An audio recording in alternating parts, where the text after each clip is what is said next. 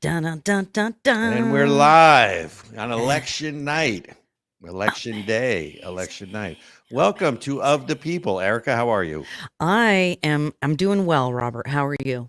I'm good. So we have chock full of guests, people a Yes. lot smarter than me. They're probably as smart as you, but they're a lot smarter than me coming on. So special Yes. edition, 2 hours, election eve Yes. or election evening, because election eve would be last night. So let's go right to the monologue and let's start bringing our guests on. Stay tuned. We have Paul Teller, who is the executive director of Advancing American Freedom. We have Samantha Edis, New York Times bestselling author, entrepreneur, podcaster, TV personality as well, joining us first segment. So let's get right to it. Yes. All right. Here we go. And Do you want me to give you the credit roll again, or are you ready? no, I think you can just disappear.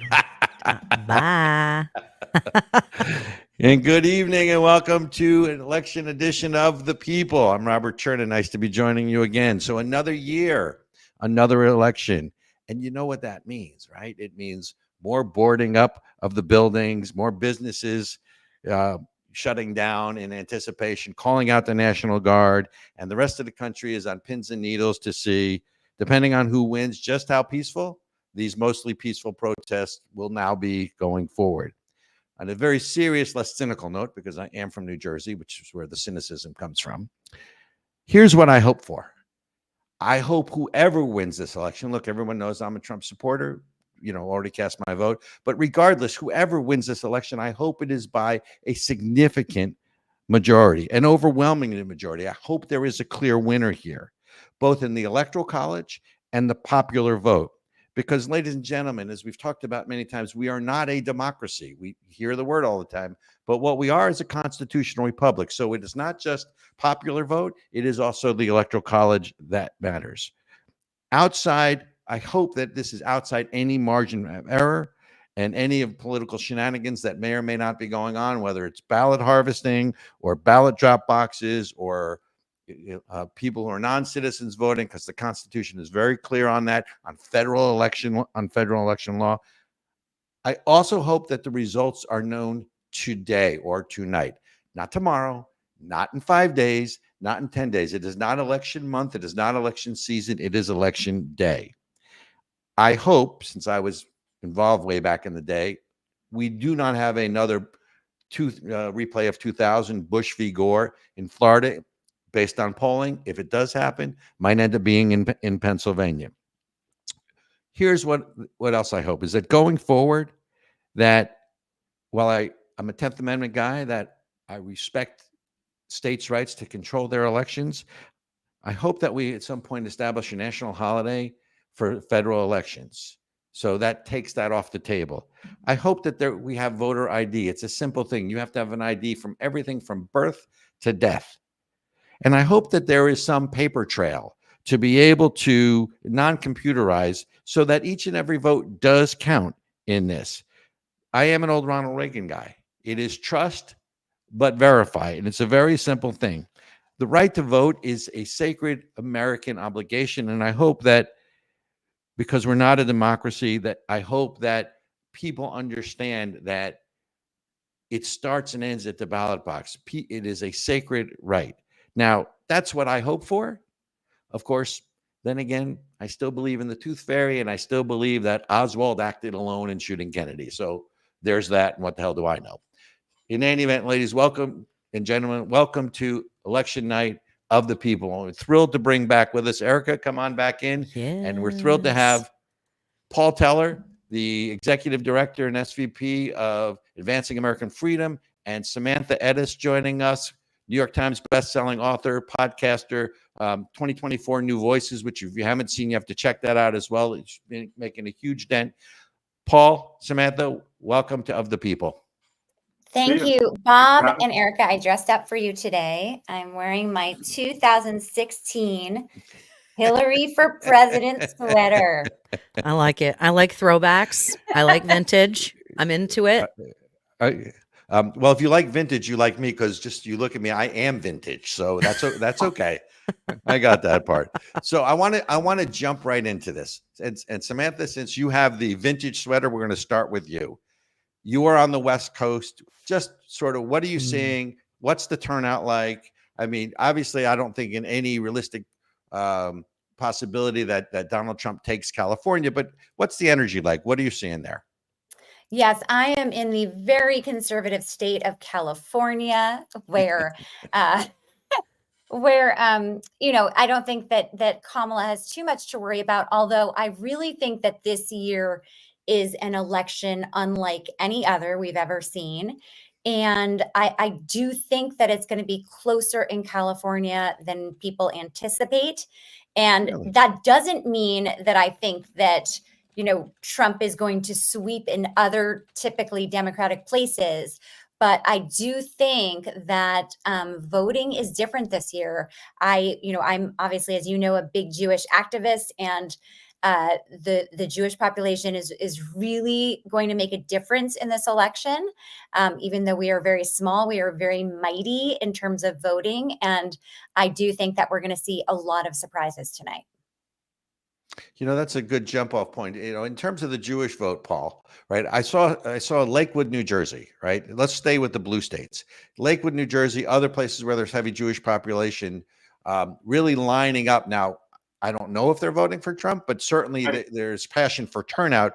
What are you seeing within the Jewish community in terms of the vote in the blue states? Because I know, look, you're a DC person, so you must be saturated with all of this. What are you seeing with regards to the Jewish vote? That is the curse, I guess, of being a swamp creature, right? You just get bombarded with information from all over the country, which is both great and overwhelming at the same time. Honestly, I think of the different traditionally Democratic groups that maybe are trending more towards Republicans, Jews are probably the lowest, I'd imagine. In other words, Hispanics are going big time over to Republicans. Blacks, especially black men, seem to be going pretty significantly. And Jews, like maybe a drop in the bucket. I hope I'm wrong, but my fellow Jews anecdotally don't seem to be moving very much. Yeah, there were a couple of friends that seem to have voted Trump that historically voted Democrat. But I don't know. My experience, be curious of Sam's thoughts, but my experience in the Jewish world politically and personally is not many, unfortunately, have moved because other issues are top of mind for them, like abortion, Trump hatred, other such things.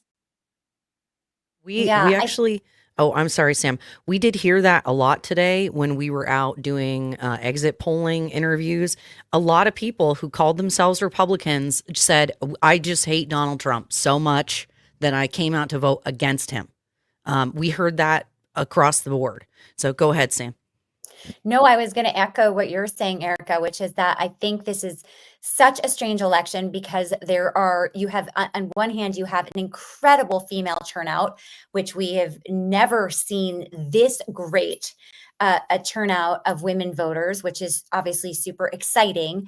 But then at the same time, we are seeing a lot of people who are just there to vote against Trump. It would be anyone versus Trump. They're not necessarily in love with Kamala. They're just so, their hatred and fear of Trump is so great that anyone would do instead of him. So I do think that this is a very unusual election. I think that, obviously Nate Silver did a very poor job at predicting the 2016 election, but I do think that even he said that it is literally neck and neck and it's going to be a hair, and he hasn't predicted either way who's going to win. So I think that this is my Oscars. I am just so excited for tonight. Like this is that okay to say when our entire democracy is at stake? Yes, that's how I see it. Yeah, you can bring. Look, when you're done with the show, you can bring the popcorn and you can you can watch. I'm probably going to have my own. But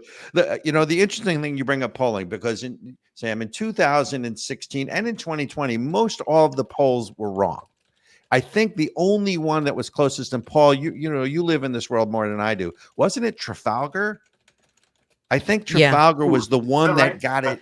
They got most accurate pollster back in 2016. Well, so it's so hard with the polls to really figure that out. But here's really what's at stake. And Ericka, do me a favor, pull up the one slide we want to go over, because obviously we're talking about the presidency, and that's for all the bananas, right? But there's so much else that's at stake here. You've got a balance of power in the Senate versus the House, right? You've got a lot more Democratic seats up in the Senate. The House is really close, and then what nobody's really talking about, and if you can pull this one up, Ericka, yeah, I'm is trying. It's being. Oh, there we go. Okay, not here that we one. go. No, Not no, that no. one. Hang on. Settle down. What no one is also talking about is you've got a 6-3 basically split at the Supreme Court, and you've got two aging justices. Yeah. And so there's a lot at stake here, right? So you've got a presidency, the judicial appointments, you got a balance of power, which is close. And really, the truth is, because it is so close in theory, Republicans can sweep both houses. In theory, Democrats can sweep both houses. So and going back to what you were saying, Sam, there's just a lot at stake in this election. So I don't know about the Oscars, but it's definitely a lot going on. Yeah. Well, and I think it's interesting that in either case, both sides, let me rephrase that, all sides, because we've got some libertarians coming on here in a little bit. Yeah. All sides feel like this election is like the end all be all, right? And this is, and that is the question: is what is America? What does America look like? Do we want to remain and stay, or find a way back to our constitutional roots, or are we having a French Revolution right now? And I think that might look different on each coast. And again, Sam, you're on the West Coast.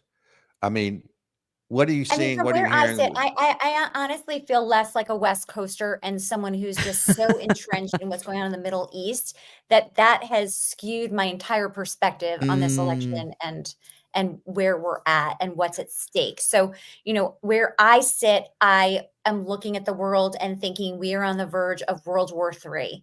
And who can govern us through that in a very dependable, sturdy way?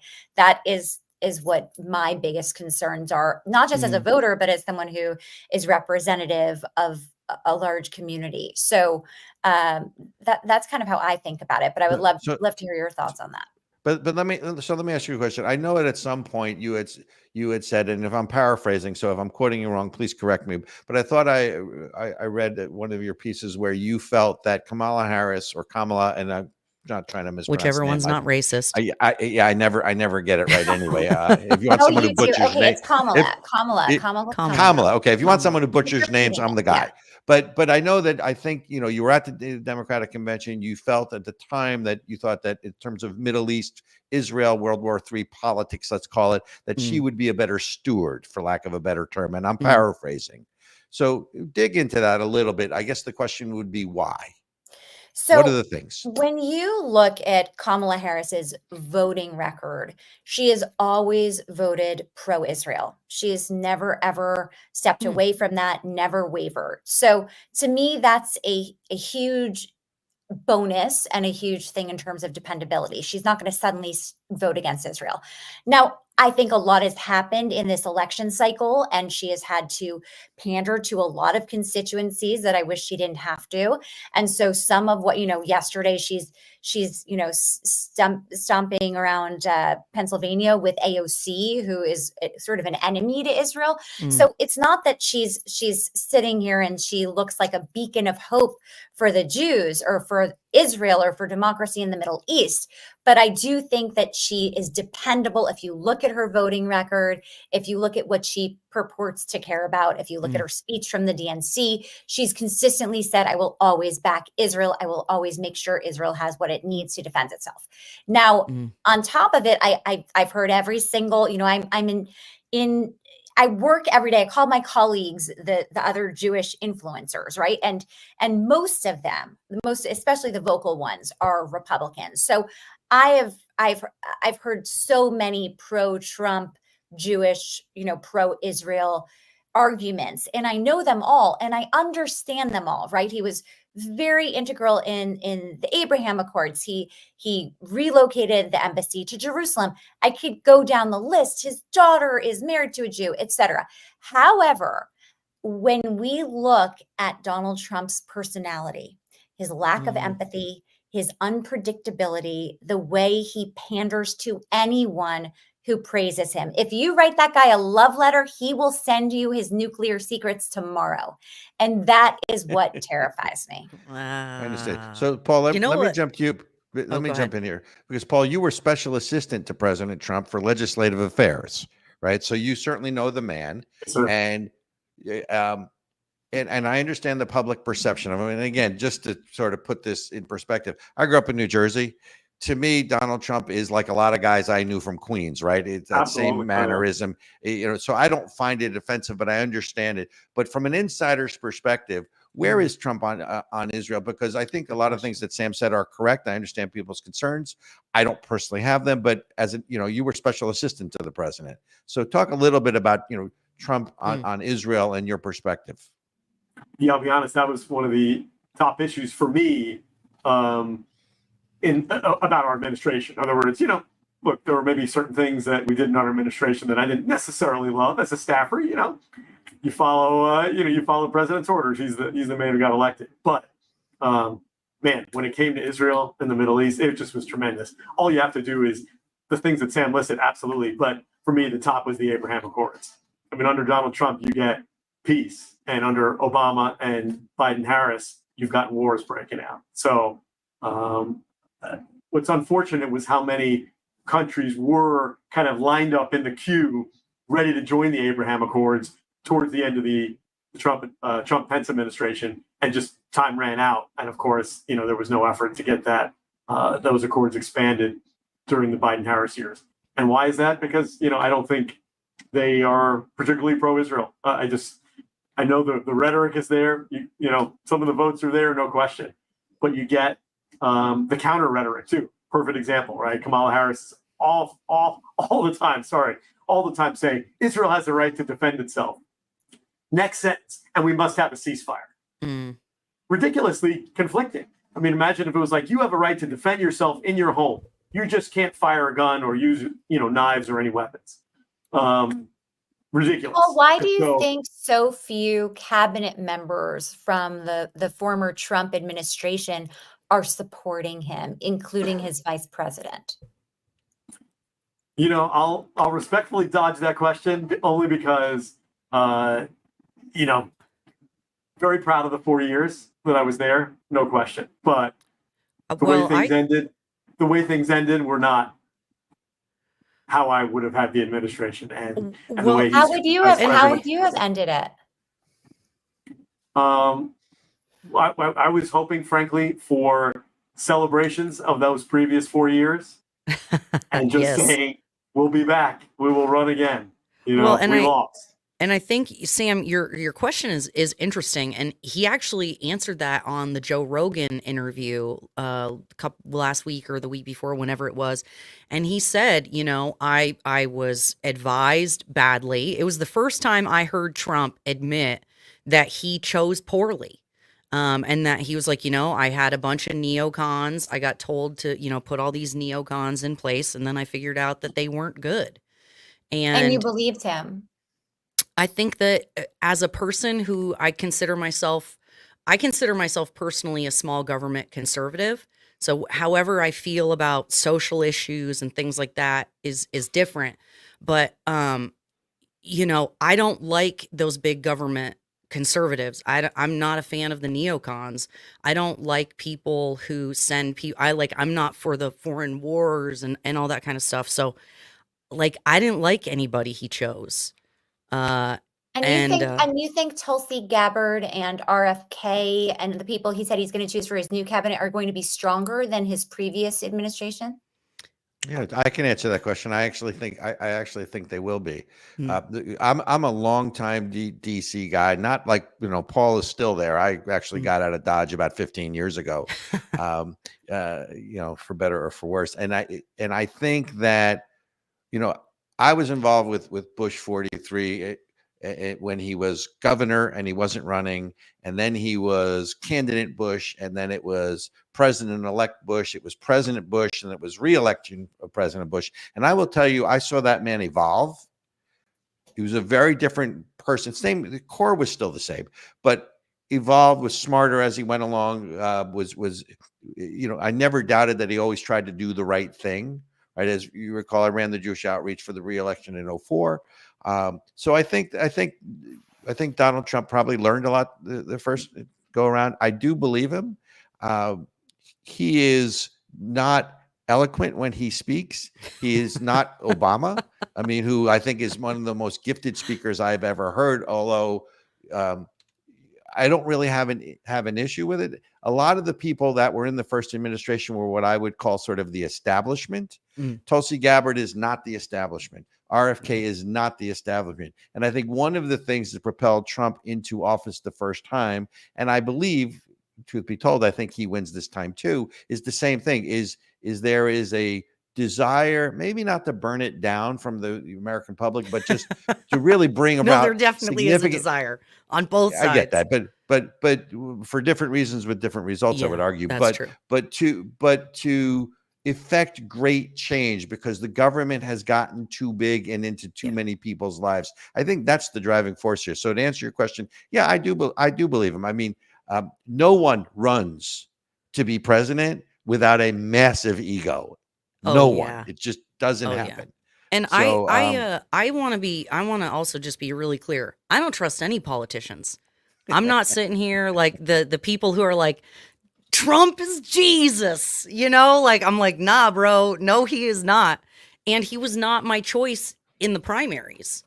But what I do appreciate and again, what I appreciate, but trust, but verify, is that he is trying to build a coalition.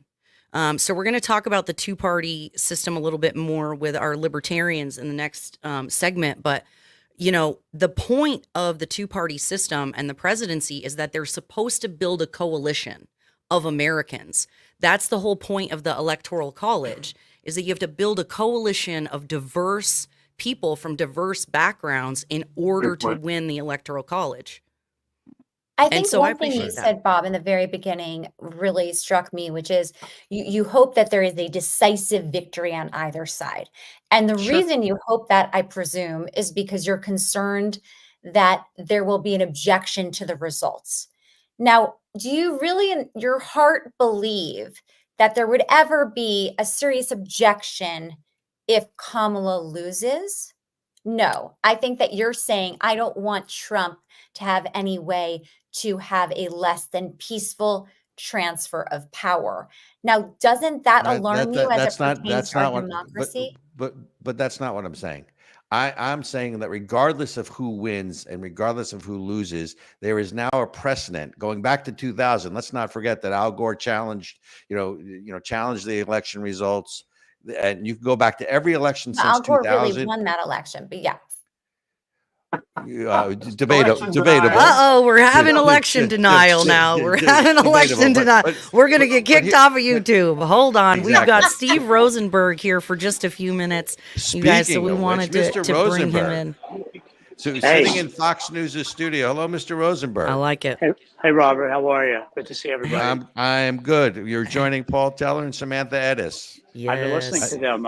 I like Paul's comments better than Samantha's, but I don't know Samantha well enough to say that. So she's very sweet. She's very nice. She's lovely. Right, Bring it on, Steve. Lovely. I can take it.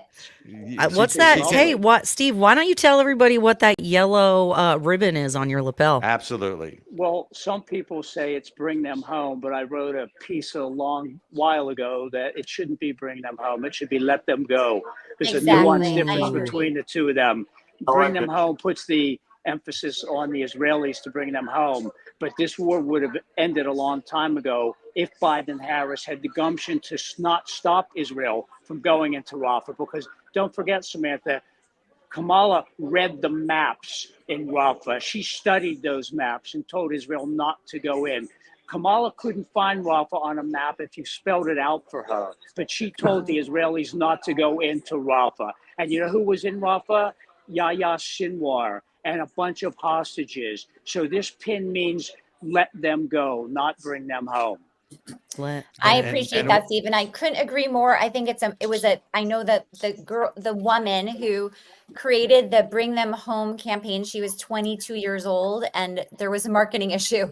But yes, I completely agree with you on that. However, we obviously, if we went head to head on mistakes, it would be unending. And clearly that was a huge mistake that Kamala made, and there's no denying it. That was a terrible mistake. And for all of the propaganda people who said all eyes on Rafa, it was a horror show. So I And couldn't let's agree also more. say that her continued talk about a two-state solution, or as I like to call it, two-state delusion, is asinine. There is no two-state solution. The Palestinians have been offered land since 1947, and every time they're offered land, they not only spit in Israel's face, they go and they kill Jews in Israel. Enough talk about two-state solution. Any leader, quote unquote, that talks about a two-state solution is not a leader. They're a liar. Trump showed that the Abraham Accords are the only path forward. Economic cooperation, economic collaboration, peace through strength is the only way forward. He may not be the hero we asked for, but he's the hero we've got. And he has been the best ally that we have.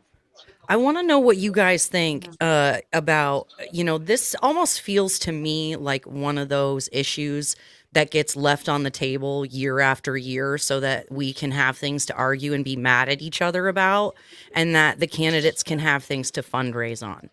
Like they could have fixed abortion a million years ago and they didn't. They could have fixed a bunch of stuff a million years ago at the border, like fill in the blank. Does anybody else kind of feel like this is one of those issues that our politicians are leaving on the table? Paul, as an insider, I'm kind of curious. I've got my tinfoil hat on. I don't know if you noticed. And by issue, you mean Israel? The Israel issue? Is that Yeah. Yeah. I don't know if I see that. I feel like, well, let's put it this way. Under Donald Trump, Mike Pence, we saw just tremendous action like we never saw before. Like some of the examples before, moving the embassy, recognizing the Golan Heights, recognizing Judea, Samaria, things like that, were all things that were promised before. Some were even in U.S. law, right? Moving the embassy was something in U.S. law. Just no president actually did it. So I would say, during those years, we did see actual forward motion, forward action. And I think we'll see it again under Trump-Vance administration. Okay. So don't forget, we also had the greatest ambassador that Israel's ever had in David Friedman, and the best Secretary of State that Israel's ever had in Mike Pompeo. Wasn't he also the first gay cabinet member? Was it the Israeli ambassador? No. I know, whatever. It was first openly gay cabinet member was under Donald Trump. Was that Grinnell? Rick Grinnell? I thought it was Israel. But Rick Grinnell's cabinet. Ben, will you look that up for me? Yeah, I don't think it was cabinet. But so, Sam, I have a question for you, because one of my concerns, with Kamala, right, is not even necessarily her, although we could certainly debate that, but it's the company you keep, right? There is such an anti-Semitic wing of the Democratic Party, right? The Squad and those things. How do you reconcile that? So Kamala Harris wins. Let's say she wins the election. Okay. How do you, just like you said, last night she's traipsing around with AOC in Pennsylvania, closing argument. How do you deal with that wing of the party? Because I would argue Joe Biden's history has always been pro-Israel until he became president. And it was at the same time that there was this ascendancy within the Democratic Party of sort of, let's call it the squad wing of the party. I mean, listen, we're slowly getting rid of those people. We've been knocking them off one by one. They're awful. I actually just tweeted to AOC today that everyone will be better off when she leaves the party for good and never comes back. So I'm with you on all of that. However, I think that if we went head to head, I mean, to me, AOC is the equivalent of the David Duke of the Republican Party. We have horrible humans on both sides. And luckily, whoever wins for president, we have to hope, will not be bringing those people over to the White House. And but Robert, it's not Robert. But David Duke's not in Congress. It's not the squad, Robert. It's who she's going to bring with her. Mahar Bitar and Philip Gordon and Elon Goldberg and all those people Elon who are not Goldenberg elected is officials. harmless. I mean, come on. No, he's not. No, he's not. Look at the records. These are the people that she has surrounded herself with. Biden leftovers, Obama leftovers. These are people that are dangerous to the Jewish community, to Israel. Mahar Bitar is one of the worst offenders against the Jews in the history of Bitar's the a problem. Steve, how do you defend Tulsi Gabbard, who's pretty much at this point a known Russian spy, and we need to be fighting against Russia, not with Russia? How do you defend Tulsi Gabbard as a cabinet choice? don't. How I is don't. she's I I don't. haven't So heard what is that. so what do you think about that? I would say that Trump would be incorrect in bringing Tulsi Gabbard in, but he's said that he's going to be bringing her Bitar in. is 100 times worse. 100 times worse. Look at Mahar Bitar's record. I just look him up. Look at what he has done as a leader of Students for Justice in Palestine. It is incomparable. And to say There's Ilan nothing Goldberg worse is than not. Students for Justice in Palestine. I could not agree more. But Well, let's and go that- back to Tulsi Gabbard. Let's go back to RFK. You think he's surrounding himself by people who are smart enough to lead us RFK through World is- War III? RFK is a proponent of Israel and the Jews. I would take RFK all day, every day. Have you followed his rhetoric? He is Every off minute the of every wall. day. RFK is with us, Samantha. RFK is with us. You're He's reading with the us, wrong but, things. But we have a whole world to think about. It's like just thinking about one aspect, and you're a really great dresser just on top. Like that doesn't really matter. Right? If there, Samantha, if this is a one-issue election. If there are no Jews left in 4 years, nothing else matters. And RFK is staunchly with us. I don't care about abortion or climate or gun control or anything else if we're all sitting in the camps. What And do you don't think that on how do October you 7th justify can't happen January here. 6th and the fact that this is a man who said he How will do you not leave justify office what once happens he in gets there? American All right, guys, cities guys, every guys, single what- Yeah, day? no, Guys. no. Every This is single meant day. to be a friendly conversation. Steve, I feel like this we're is on a Fox. No. How do you justify what Exactly. happens in American cities every day? January 6th was a blip compared to what happens in America every and single day I under think Joe Biden. I think the Kamala point that Harris. you guys are both getting to is that we're all having to justify the worst part of our own parties, right? And that's the reality. Like, you know, Way to bring it home, Erica. I love that. You're it really good for is. you, That the is. cabinet. I think that, but this is the point, isn't it? I mean, you know, we deserve better psyops as Americans. And again, that's why I've got my tinfoil hat. This is these are topics designed to divide us. They are, but I want to go back to Steve's point of this guy Bitar. You got to bring him up because he really is poison to the Jews, and he will be he'll be the head of director of national intelligence, will he not, Steve? That's what I'm being told. So this is a bad guy, and again, all of us on here, and Paul, please jump in here. You know, I mean, I've never known other than Samantha and Steve, you usually are much more talkative than me, right? So I mean. Not used to you being so quiet, Paul. Okay. But if you look up this guy Bitar, he's going to be director of national intelligence, and as we all know, as goes Israel, goes the Western world, right? So it's not just we all know that as Jews, it's a canary in the coal mine. This is not just a battle to drive the Jews into the sea. This is a fundamental war of civilizations, right? Sort of a radical Islamic view versus Western values that supports women's rights, gay rights, freedom of speech, freedom of the press, those kinds of things. Paul, what do you know about Bitar, Paul? Because I know you are. No, I was actually not a lot. Not a lot. In fact, I'm sitting here going like, like. We got to bring him up. I apologize. Oh, Steve? put on the spot. Steve, you're on. I'm sorry. He's a bad guy. His rhetoric, his leadership in SJP, his connectivity to the Muslim leadership, Arab leaders, and the Muslim Brotherhood. And the Muslim, it's beyond. And he I has don't been think a he'll end up rising being in leader. the cabinet. I really don't. I'll take those odds. If you want to make a side bet, Samantha, I'll take it. Well, and this is why. This, Sounds this good. I love You're on. I love this conversation. I love this conversation, and here's why: because you guys are setting us up for the next segment. It's perfect. This is why I always say that we're not supposed to care this much about who the president of the United States is. Things have gone too far when everyone thinks that the world is going to end based on who the Amen. president is, and it was never supposed to be that way.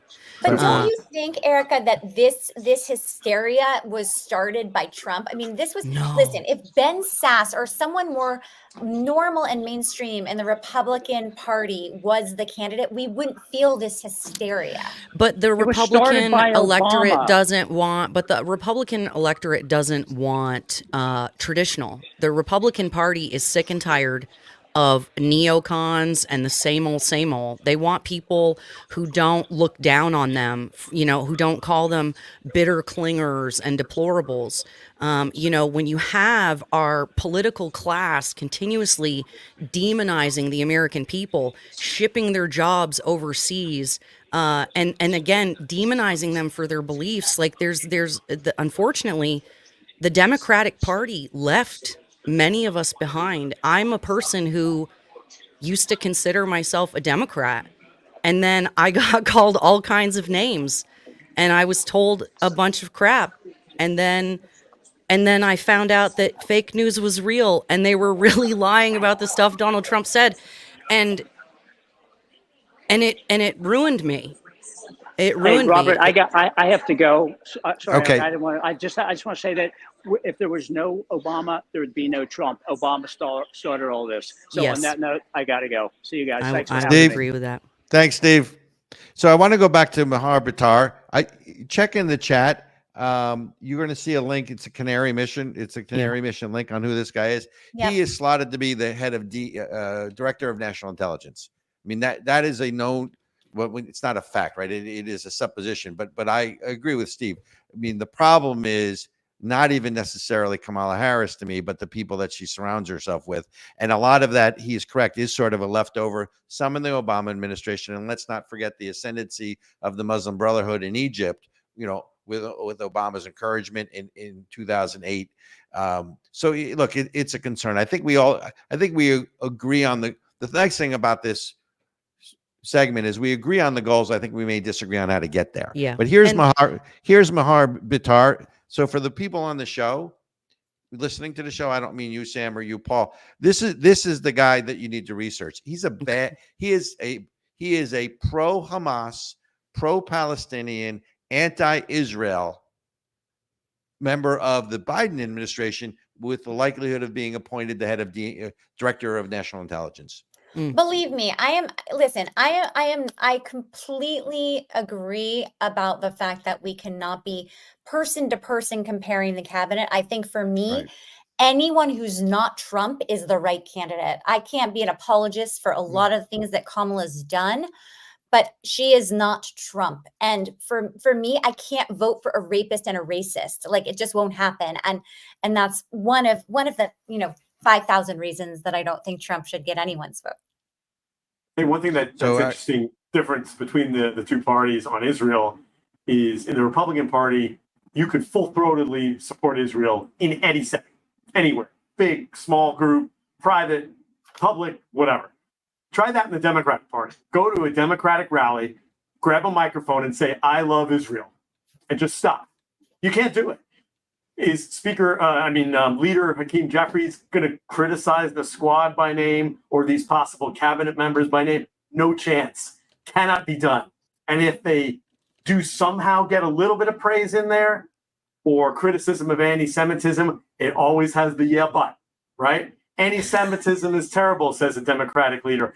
Yeah, but there's also Islamophobia. Yeah, but there's racism against blacks, Asian. It's never just straight defending the Jews, straight defending Israel. It's always like, Israel has a right to exist and defend itself. But what about Gaza? What about Hezbollah, Syria, Houthis, all the others? So I think that's a huge difference between the two parties. I don't know what your friends look like, but if it is fair to say that it is completely unsafe for people of color in a Trump administration because he does not care about them. And he has shown that again and again and again. And what he did in Charlottesville. I think that's a broad brush. We'll have to come back to that topic another time. Real quick. So Sam and Paul, real quick. I know who you're going to predict wins, but how wide is the margin you think Kamala Harris wins by, Sam? And how wide's the margin, Paul, you think Trump wins by? Okay, real quick. So Bob, first of all, I want to say that I thought Trump is my DC insider friends really kind of made me think Trump Are you is answering that way because you're lying or because you're stupid? for some reason, I have this, fortune telling capabilities. In the last 24 hours, Kamala is going to win, and I think she's 1%. I want Got it. fortune telling capabilities. Got it. What did you do to get that? Well, that's another show. All right, we'll Ooh, talk we about gotta that bring- the next Paul- time you come on. Paul, you have the final word.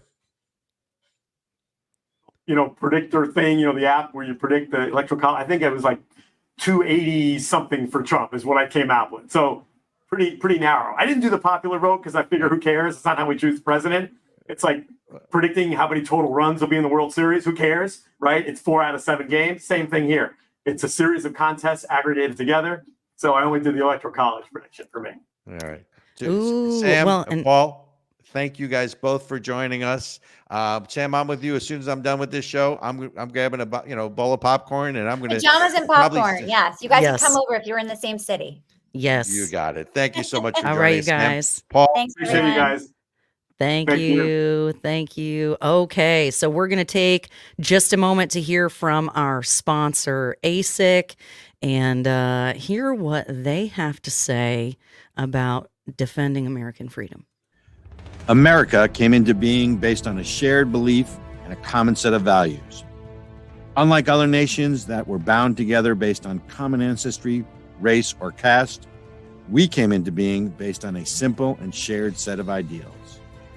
That the power of government is based on the consent of the governed. That life, the freedom to live life on our own terms in our own way, free from government interference, and liberty, our most precious value, and the pursuit of happiness, which means we are free to pursue that which we choose, with the knowledge and courage to know that nothing is guaranteed to us in this life. Those values, America was founded on these basic inalienable rights. Freedom to pray to God in our own way. Freedom to think and speak freely without fear of punishment or harm. And freedom to gather in our places of worship and in our local taverns. And freedom to defend ourselves, our families, our homes, and our neighbors as we see fit. The American Center for Education and Knowledge is dedicated to protecting American exceptionalism anywhere and everywhere it is threatened. ASIC is a 501c3 and depends on your tax-deductible donations. Please help us continue our fight. And we're back. we are back. Thank you again, Paul Teller. Thank you again, Samantha Edis. Yes. Roll them. Yes. All right. Ericka?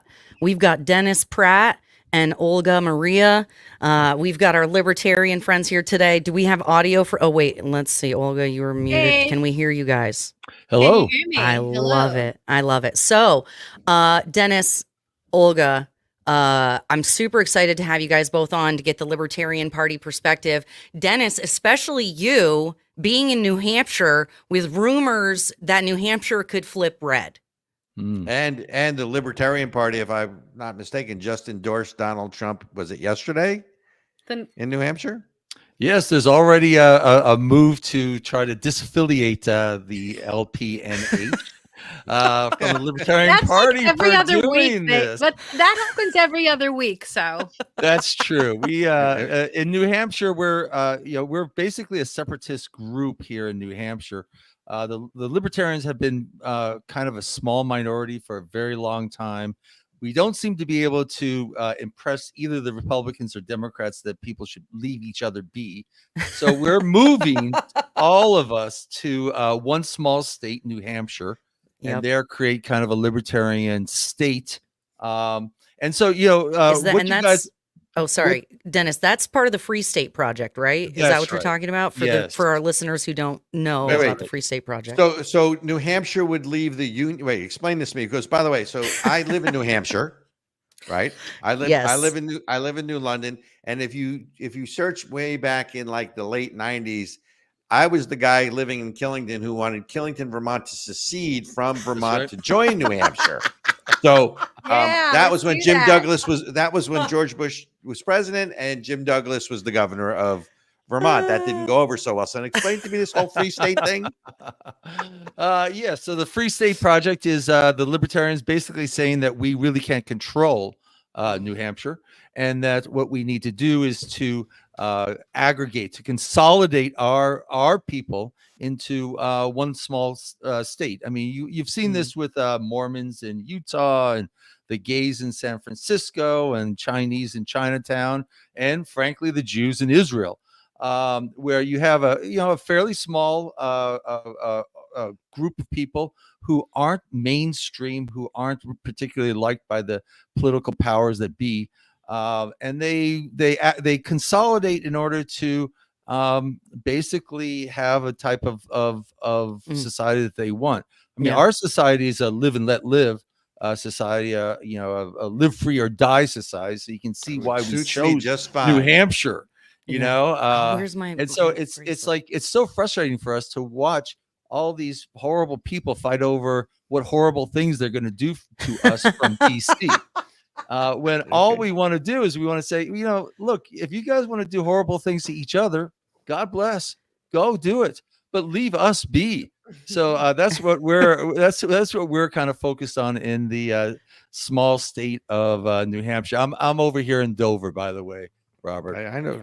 I know here. So Olga, I want to pull you into this because being a Republican in Vermont must be hard, or is hard. I'm a libertarian in Vermont. And I was going to say, being a libertarian must be even more lonely and much harder in the great state of Vermont. So where are you, Olga, I mean, who's going to win the presidential election? I mean, we know who's going to win in Vermont, right? I mean, that's not but I mean, does Trump win? Does Kamala Harris win? And where does the libertarian values line up better? If Trump somehow won Vermont, just for the record, I will eat my shoe. I will. Pigs, I will be like on the lookout for pigs flying. And the rest of your clothing too. I mean, it's not real. Happening. Okay, go ahead though, Olga. Yeah, I mean, clearly, and I'm so happy Dennis is here. Dennis and I are very good friends. So what I'm doing is I'm packing. Oh, you're moving to New Hampshire. Yeah, eventually, because it's perfect that we have like a Vermonter and a Granite Stater, because Vermont is literally like the upside down. We're the socialist state project. You have the free state project. You can clearly see what is working and what isn't working. And I'll give you an example. After all of these new school budgets were passed and all our property taxes increased, within 3 weeks, there were like 15 houses in my town that went on sale. And the for sale signs have not stopped. Because everybody's piecing out. What was it, like a 20% increase? Right. Well, and in some cases, 40%. The border, depending on where you live. Between the crime in Burlington, the now porous border in Swanton or wherever up in the Northeast Kingdom. The entire northern border is compromised, unfortunately. It is compromised, and then tax value. So, I mean. But I'm going to tell you what's happening in Vermont, which is pretty exciting. One, more people are kind of waking up because it's really hit their pockets. And unfortunately, the GOP here, unlike New Hampshire, is very weak. There's really poor messaging, but people are desperate. So I think on the statewide level, those candidates that are running, for Senate, with the exception of governor, because although Governor Phil Scott is a Republican, he's really, the progressives' favorite Republican. So that kind of doesn't count. But every other statewide race, every other statewide race, I think is going to flop. It's going to stay blue because Chittenden County really is the most populous area. And that really is what drives the statewide races. We may see a few local seats flip from Democrat to independent or Republican, simply because people have just had it. And those tend to be races which might be a little bit easier to run because of what's going on. And because some incumbents have just kind of assumed that, they've been there 13 years or so, and they just kind of assume that, they don't really have to do. And there's been some grassroots stuff happening on the ground. So that's a little bit exciting. In the big picture, clearly, Kamala is going to take Vermont. I think what would be interesting is by how much. If we had a fair election, if we didn't have any issues with the machines Mail-in that we have votings in and all that Vermont, stuff. I think it would be interesting to see by what percentage. It's a little bit closer. All I see throughout Vermont are Trump signs. With very few exceptions. In Vermont, you see Trump signs? I'm Wow. shocked. Wow. Like the one you see, the one that I have here, Trump Kennedy. Yes. And that's kind of like. By the way, which Kennedy is that? I made that RFK. sign. Oh, Robert F. Kennedy. Oh, Trump Vance Kennedy. Sorry, I'm Sorry. old. That's why I have glasses. I was like, Kennedy. I didn't see the Vance because the red didn't show up. So you're talking about Trump Kennedy. So it's the Interesting. unity. Okay. Right. And And that's- that's what I was going to say. That's the other nuance in Vermont is that, in Vermont, there's a decent number of people who are medical freedom voters. And That's right. It's not the majority, but it's the group of people that really is at the core of the Libertarian Party here. And so there was a little bit of a split of people who were like, they want to vote for Trump. They want to vote for Kennedy. So when Kennedy backed Trump, it was kind of like, this is fantastic, because now it's kind of like this unity. And it really has brought together a lot of people who wouldn't necessarily want to engage with libertarians or Republicans, or people who are really independent, but they just kind of vote for their issue. Yeah. Well, and that's full disclosure, Ericka, didn't you run as the Libertarian candidate? I was. Yes, I was. I was the Libertarian Party candidate for Congress in 2022 So in I'm Vermont. outnumbered. So I'm the Republican. I'm outnumbered 3-1. I feel like this is like a Democratic convention. Well, not- and But we're I all think- voting the same this time, isn't Yes. that something? Well, and that's Well- what I loved. Now, Dennis, you said that the reason you decided to vote for Trump was because Elon is on board promising. Oh, and Ron Paul, by the way, for all of our Ron Paul fans, they're Incredible. promising to take $2 trillion out of the budget, government efficiency. Doge. Yes. I went to the national convention, and I was there.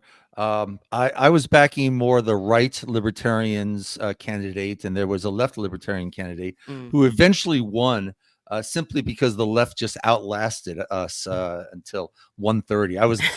In our delegation Filibuster. of 11 people from New Hampshire, 2 were left by 1:30. Oh my God. And I actually voted for NOTA, which is none of the above that we have. We run no one on the thing. But I came back and this is my 13th election. I have never voted for the Republican presidential candidate. I was a little bit upset, but it took me a couple of days, and I just decided I can't vote for the wars. That I came from the left to libertarianism, and I was a anti-war democratic socialist. Became a libertarian in the early 80s. Wait. How do you go from a democratic socialist to a libertarian? Well, I need to understand that transition. I need to understand that transition. I was a Marxist. Yeah, You're a Marxist and now you're a libertarian? We actually have about a third of libertarians. So a third of libertarians come from the left. Yep. And why? It's very weird. Because I could tell you the story. I don't know that we wanted to divert the conversation. Short that version. way. Reader's Digest version. Give us the So if you Cliff think of Notes. libertarianism as being economic freedom, personal freedom, and non-interventionism. So non-interventionism in foreign things, non-interventionism in economics, and non-interventionism in your own body. I get The libertarianism. conservative, the traditional conservative is okay. I'm going to intervene in your body. I'm going to intervene in foreign wars, but I'm going to be at least this was in the 60s and 70s where I come from. But I don't want intervention in the economics. The typical liberal is non-intervention, and this was way back. Wait a minute. Focus for me here, Dennis. How do you go from being democratic socialist or a Marxist, in your case, Olga, to a libertarian, because to me, the spectrum isn't left or right, it's circular, right? There's not linear, it's circular. If Well, you go it's too far right, you end up, authoritarian versus anti-authoritarian. Yeah, And that's then the that's right. ethic is self-ownership. And once you realize that, the light goes off and it's like, hold on a second. What I'm thinking is freedom is really not. It's really That's right. authoritarian. And I'm an anti-authoritarian in nature. And that just kind of opened the door of exploring like what else is out there. Yeah. So Got it. basically, it's like there's people who think that we should take care of each other, right? You're like you're a moral person, right? You want there to be a social safety net. You want there to be blah blah blah. You want people to care about each other. You don't want corporations to be polluting things. And there was a time that, and you know, we were actually just talking about that earlier today. There was a time in this country that it wasn't the conservatives fighting for clean air, or, you know, I'm saying conservatives. Right. And to me, that means people who are for the Constitution. But Right. there was a time that people really abused their power. And so being a leftist was like anti-establishment. Yes. Yeah, It I had a question authority on my lapel all the time. But yes, you know, I think it's consistency, Robert. That you know, if you really like to be consistent, and you realize that there really is very little difference between your own body and the things that you produce with that body. That, you know, and that really what we're fighting on for self-ownership is anti-slavery. You know, that you can't take my body. You can't take my body to send it to war. You can't take my body for what I do with it, or put into it, take out of it, and you can't take my body's product, because that's just a retroactive enslavement. So it's you know, we become very consistent, and that's why you get people from the left and from the right. I think it's harder to come from the left, and so that's the reason why I think that we have, you know, some of our better people, some of our better thinkers are actually from the left, because it's just a harder journey. No, understood. Yeah. So, question in New Hampshire, more granular question. Obviously, New Hampshire, they moved it over into a state that could go for Trump. Dixville, Notch obviously was 3-3 at 12:01 a.m. or whatever it was in the morning. Is it your opinion, Dennis, that the endorsement of the Libertarians could be the difference maker in pushing New Hampshire towards Trump? Question. I don't know. You know, it's really hard to tell. I will tell you that we were driving around today and we were noticing the number of Trump signs, and just remarking how the last two election cycles, it was really hard to put up Trump signs in New Hampshire, because people just assumed that you were a racist and a fascist. and so there was all this hidden type of support for Trump, but nobody would ever say it. But after 8 years of being called constantly a racist, and you know, it's just worn out, and people go, "Oh yeah, okay, right," you know, and then they ignore them now. Yeah, we know it's really frustrating to the left. I mean, the left's going, "Wait, my super weapon, where is it?" Right, but I still want the question answered. Will the Libertarian endorsement push New Hampshire to a Trump win? No, I'm putting you on the spot, Dennis. No, I would say that my prediction is that New Hampshire still goes for Kamala. The cities are kind of rule. I mean, we Libertarians own the House in this state. We don't own the Senate or the governorship, mostly because we rule in the more rural areas, and we don't take the cities. So the cities really kind of overwhelm things right now. I mean, you come to us in about 4 or 8 years when even more Libertarians have moved here, and you'll see a much bigger difference. I would say that we're making a difference. I mean, I've never seen so many Libertarians. This is 13 elections. 13 nationally, elections. It's a difference. This is the first time I voted for a Republican for president. Same. So just so you know how big this is. I was going to just, do a signal vote for our Libertarian candidate up until Elon Musk and Ron Paul got into cutting 1/3 of the budget. I mean, I don't know how you can be a Libertarian and say I'm that. all for I'm all for starving the beast.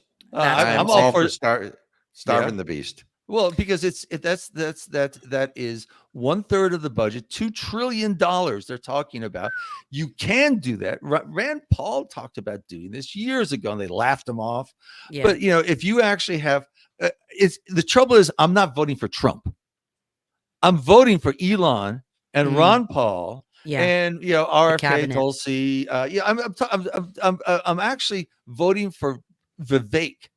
For Yes. bright And so- people who actually can do things. I think I put it this way: I'm not voting for the Barker. I'm voting for the circus. I got it.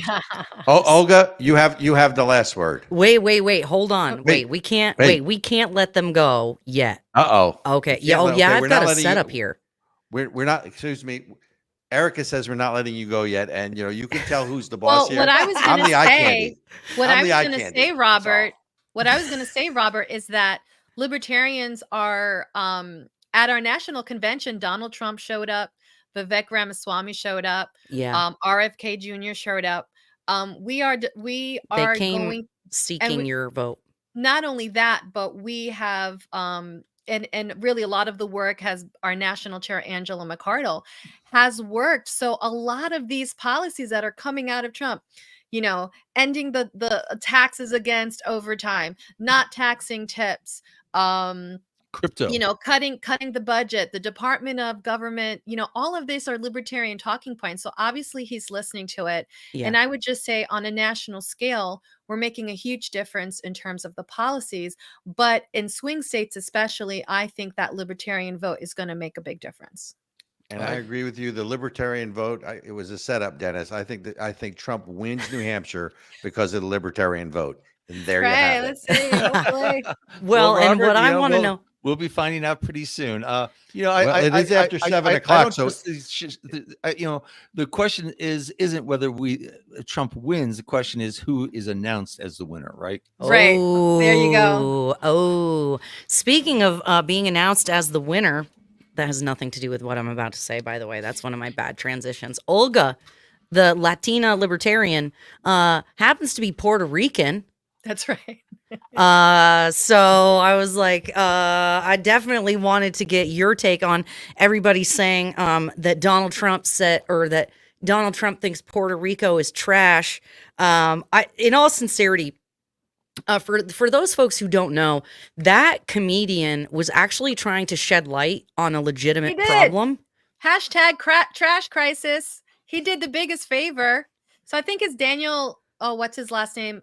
Tony Hinchcliffe. Thank you, Tony Hinchcliffe. He's a comedian and he specializes in roasting people and in roasting things. So he brought it up, but it is because ever since Hurricane Maria that happened in 2017, there's been this huge crisis of the landfills in Puerto Rico that are contaminating the water. Hashtag trash crisis. If you look it up, all of this stuff propagates. And I think the biggest favor he did was just putting it out there and having people look it up. What's even more funny is that in Puerto Rico, people are saying that they want, a lot of people are saying they want Trump to win because during Hurricane Maria, he showed up and he gave, I think it was like $21 billion or something, whatever it was. It was a large amount of money to help the reconstruction. And of course, because of government corruption, like a lot of that has been squandered, which is why this trash crisis is still happening. And many of them are even comparing, his positive response in Puerto Rico, although there was that, gaffe with like the throwing the paper towels or whatever, which people there really didn't care about, with the response to what's happening currently in North Carolina and East Tennessee. And there was one gentleman, right? And no one there complained about that, by the way.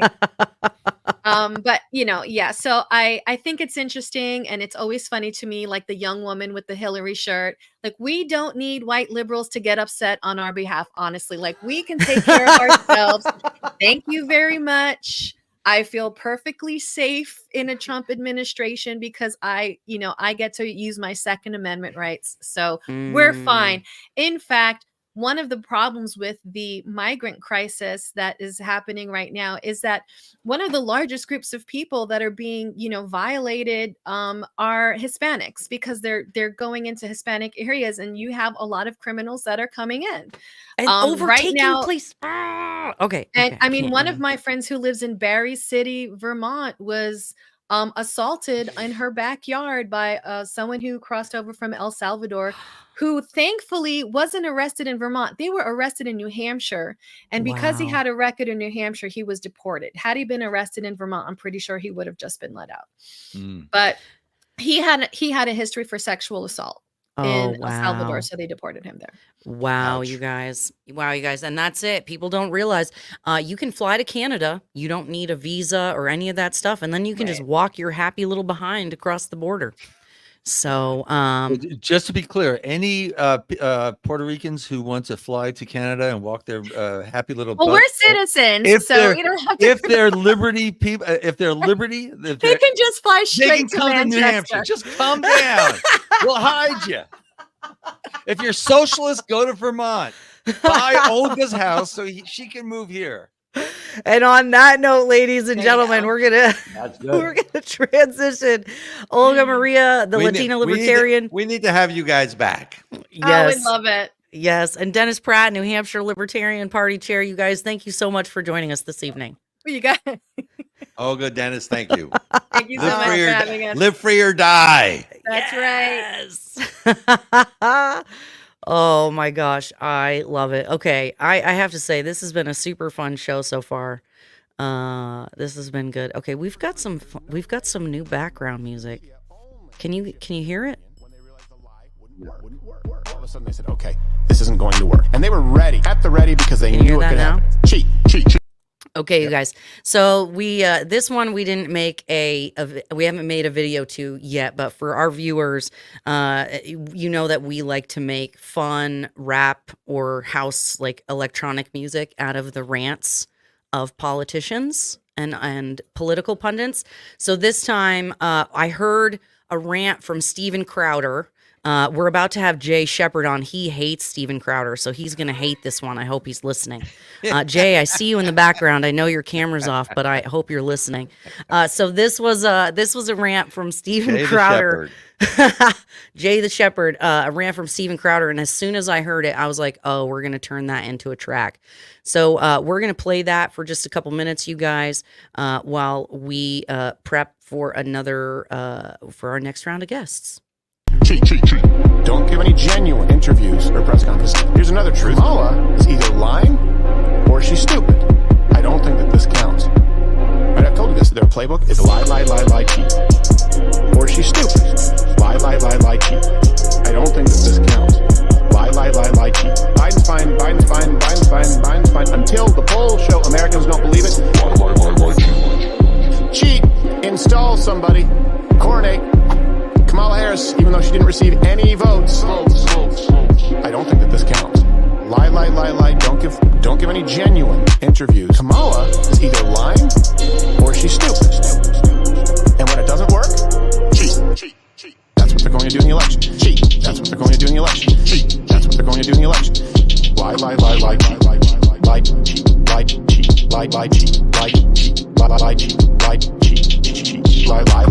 cheat. When they realized the lie wouldn't work. There is no door number 3. There's no way it could go So on. that's the theme song. That's the theme song for today. Biden's fine. Lie, cheat. Lie, cheat. All right, we're going to take a quick moment to hear from one of our sponsors. Robert? Yes, we are. Yeah. All right. Let's see about socialism, y'all. Socialism. The goal of socialism is communism. The world is quite familiar with socialism and the horrors socialism has brought with it. It wasn't that long ago. Actually, it's still with us. Socialism creeps into government slowly until it's too late. Socialism, the big lie. Yes, it could happen anywhere. This educational video was brought to you by the American Center for Education and Knowledge and paid for by people like you. who care about the future of our democracy. Please help us continue our work educating the American public and consider supporting ASIC by making a tax-deductible donation at asicfund.org. And we are back. I'm telling you, Ericka, Yes. this is what happens when I give you control of content. Oh, it's so good. Well, here, So- I got to show you, Robert, if you didn't notice, I've switched into a cardigan. Well, no, I noticed you put on a cardigan. Yeah, so I took off my suit jacket that I had on earlier, and Thank I'm God. pulling a little like Mr. Rogers action, putting on my As cardigan. long as you're not pulling a little Mr. Ed action, I think you're okay. No, this So- is the sweater of an anime character called Bakugo, and he shoots fire out of his hands. I just felt like it was appropriate for today. I just felt like a flame throwing character. I am Would be speechless and appropriate. without words. So let's roll to the next section. I am not even going there because anything I say would get us banned on every channel based on that response. Well, and here's the thing, So- you guys. Luckily, we've got an awesome panel coming up of super smart people who are going to argue fantastically. Why, Bruce? Why is your camera off? Oh, that's right. He's Because not it- going to have a Bruce, camera. buddy, yeah, we're supposed to have it. We're supposed to have a we're headshot. So we're let's gonna bring- get the camera up there. Ladies Let's and bring them all gentlemen, in. we have Jay Shepard, former longtime RNC committee man from Vermont and political insider. We have Yes. the chess master, the grand chess master, Jeff Berkowitz, who is still a DC insider and head of Dell, which is a research firm. We have Dr. Lori Feynman, who is the Dr. Phil in our world. Yes. Well, you know, Yo, she and fixed then- me. She was like, I figured you out in 5 minutes. She She gave fixed me you? some advice. Wait, you were fixed? Yeah. She's No, like you wicked put smart, the y'all. cardigan on. You were not Yeah. fixed. Nah, dude. Sorry, You're like, Ericka. And we have Dr. Bruce Abramson with us, I believe, at least in voice only. Bruce, are you Yes. with us? I am with you. I will apologize for that. I The voice am, of God. I Yeah, am. he's DOG. He's the voice of God. I will say I'm saying a safe distance from Ericka and her fire hands. I'm down in Florida, and I'm actually between spending a little time with the Patriot Revival Social Club and the Sarasota Republican Party. oh, all right. And, hopefully, and- hopefully there's some alcohol in between. So let's. Well, there is, let's- and you should have let's- a still photo of me in a suit, looking very professional. Whereas, in fact, at the moment, I am decked out entirely in Americana. Well, if we can find that and put it up, but I want to start with the chess master, Mr. Berkowitz, Jeff Berkowitz. So we're after 7 o'clock. I'm told that early results are going to be indicative. What are you seeing out there? How's Brown doing against Moreno in Ohio? What's going on in New Hampshire? Is Casey going to win or lose in Pennsylvania? Because that is, you start seeing the early signs. You kind of go, okay, how's it going? And are we going to have hanging chads in Pennsylvania? Well, if early indications were real in any election, then we would all be talking to former Kerry administration officials. Touche. So I would be very cautious about early indicators. A lot of that has more to do with who is more prone to showing up early, to vote early in the day versus later in the day, which tends to be people that don't have anything better to do. And as well as which precincts are better and faster at counting votes, and what states they can start pre-counting, pre-processing early votes and mail-in votes. So it's much more on the technical side than any real indications of what's happening. Yeah, that's a long-winded answer for where are we at 7 o'clock? We don't know. Anyone who tells you they know is lying. Oh, come on. You've already called Vermont. But look, if I have called Vermont. If you look at the data that we have, we know turnout numbers, and Republicans seem to be turning out in greater numbers than Democrats. The Republican, the Trump campaign and the super PAC supporting them did what they said they were going to do. They turned out early voters. Hilarious after 2 cycles of the media and the Democrats attacking Trump for attacking early voting. When they got it together and did it, the media and the Democrats turned around and were like, oh, well, they're just cannibalizing their election day vote. But in a lot of places, the Democrats did not meet the 2016, 2020 numbers in early votes. And that would be really concerning to me if I was a Democrat. It's going to be a very close election, as I'm sure you've been hearing ad nauseum this whole cycle. And that should be a drinking game. We'd all be drunk very quickly. But it's hard to say. But I was talking to folks in Ohio earlier, and they feel like the wind is at Moreno's back. You can tell what the Bob Casey internals are telling him about the race, because he's running closing ads about how much he agrees with Donald Trump and how he worked with him in office. I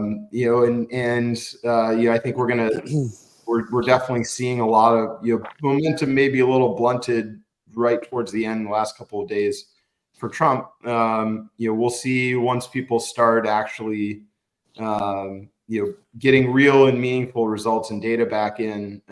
We'll see. Right now, we just have exit polls, which tell us that it's a very close race. The top issues are concern about democracy, concern about the economy. Majority of people think they are not better off than they were 4 years ago. That's not a good thing for Kamala Harris.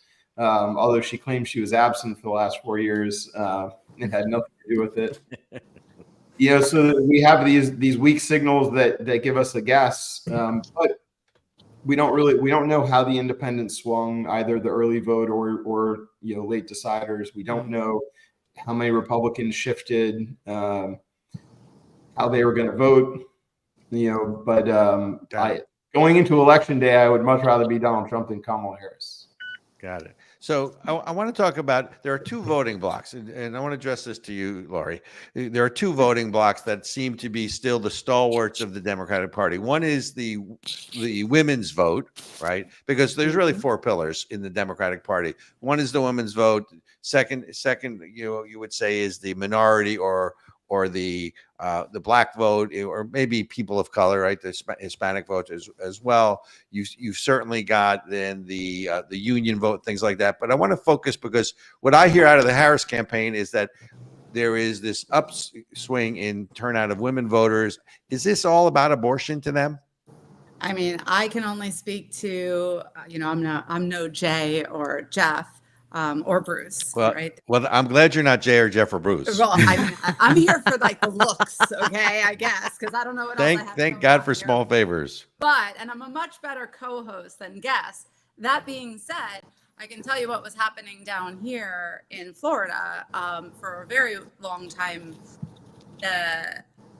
Lack of knowledge that some people have in Florida was they were making it all about the abortion issue. And I just kept saying to them, but it's on the ballot, right? So you actually have a say right now to change that. And regardless of your views on abortion, I just want it off, right? Because then nobody can sit here and say that was the primary issue of what they were going into the voting booth for. So that was driving me insane. What I'm hearing more down here is the younger women. So my cohort and below, were doing it saying, well, abortion for my children, for my daughters and things like that. Again, it's on the ballot. So if you want to say, go and vote. Meaning it's on the Florida ballot. It's on the Florida ballot to change the constitutional amendment, right? So, and by the way, worded terribly. So after you cut that out, which a lot of people were still going into the voting booth, I could ask people, okay, so just look, I can be open-minded. Tell me why Kamala, tell me why you are voting for Kamala. And the only answer consistently, even from the brightest people that I spoke to, women, was I can't vote for Trump. That was it. There was never any other explanation.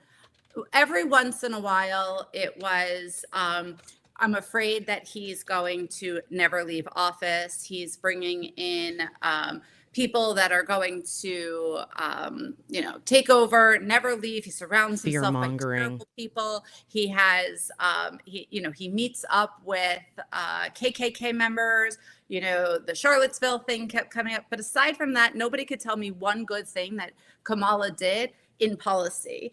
And it was all just because they didn't want him and couldn't vote for him.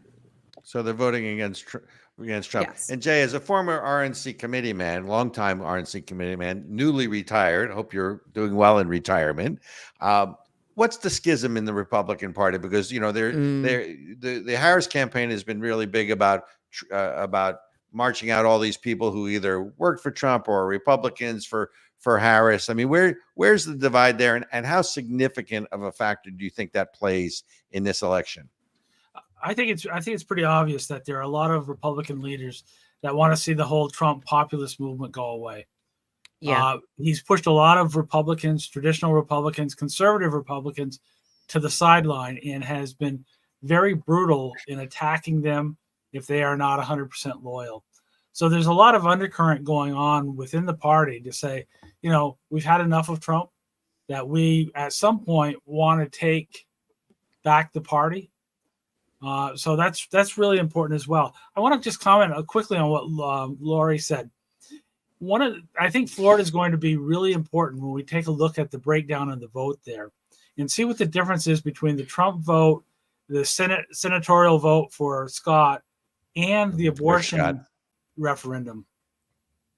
I think that'll give us some real indication as to how important the abortion issue is for Americans, as opposed to leadership and the economy and all of that, and whether or not we can separate the two and which one will be more important. So I think that's a real important part of it. But to get back to your question, Robert, this is going to be a real test of the ground game. And a lot of the ground game within the Republican Party is from the establishment. And when we take a look at what's going on in Georgia and the Kemp organization, are they going to really commit to the ground game? Because Trump didn't really have much of a ground game. He's outsourced it in a lot of areas. So we need to take a look at some of these states and how much the establishment Republicans have gotten involved to support Trump going forward. But Jay, I've got to push back on you. You're saying a lot, and I don't know what a lot means in Vermont, but down here in DC, that means billions. But the reality is Donald Trump is at the commanding height of Republican support that he's never reached before right now, going into the closing days of this election. If you look at Republican support for him, in the 2 months since Kamala Harris enlisted Liz Cheney to convince Republicans to cross over and vote for her, Donald Trump's support among Republicans has gone up. I agree. I would agree with you. So I hear you about the establishment, but those are vestiges, and it's really much more reflective of the realignment happening between the parties, where Republicans are becoming more diverse, more blue collar, less educated, less college educated voters than they used to be. And some of those, we used to, back in the days I first started getting involved in politics, call them the country club Republicans. Some of them are filtering out and deciding that feeling welcome at the cocktail parties is more important than the principles they said that they hold on to, even as some of those principles are shaking up. Right. But I don't think that there's a lot of Republicans out there that are actually. We're talking two different things, though, Jeff.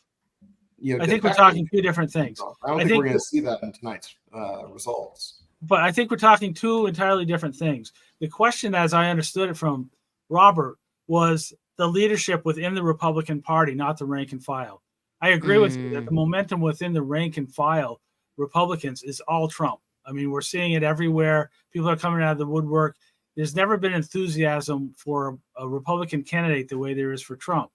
But what I was referring to is the leadership in some areas. When I was talking about the leadership of Kemp in Georgia. When we're talking about, the McConnells of the world, and even the Rick Scotts and John Thunes and some of these folks, I think they'd be much happier and much better off if Trump moved aside and gave more room to the traditional leadership of the party. And I think that's where I was going. I don't disagree with you at all regarding what the turnout's going to be and the enthusiasm for Trump.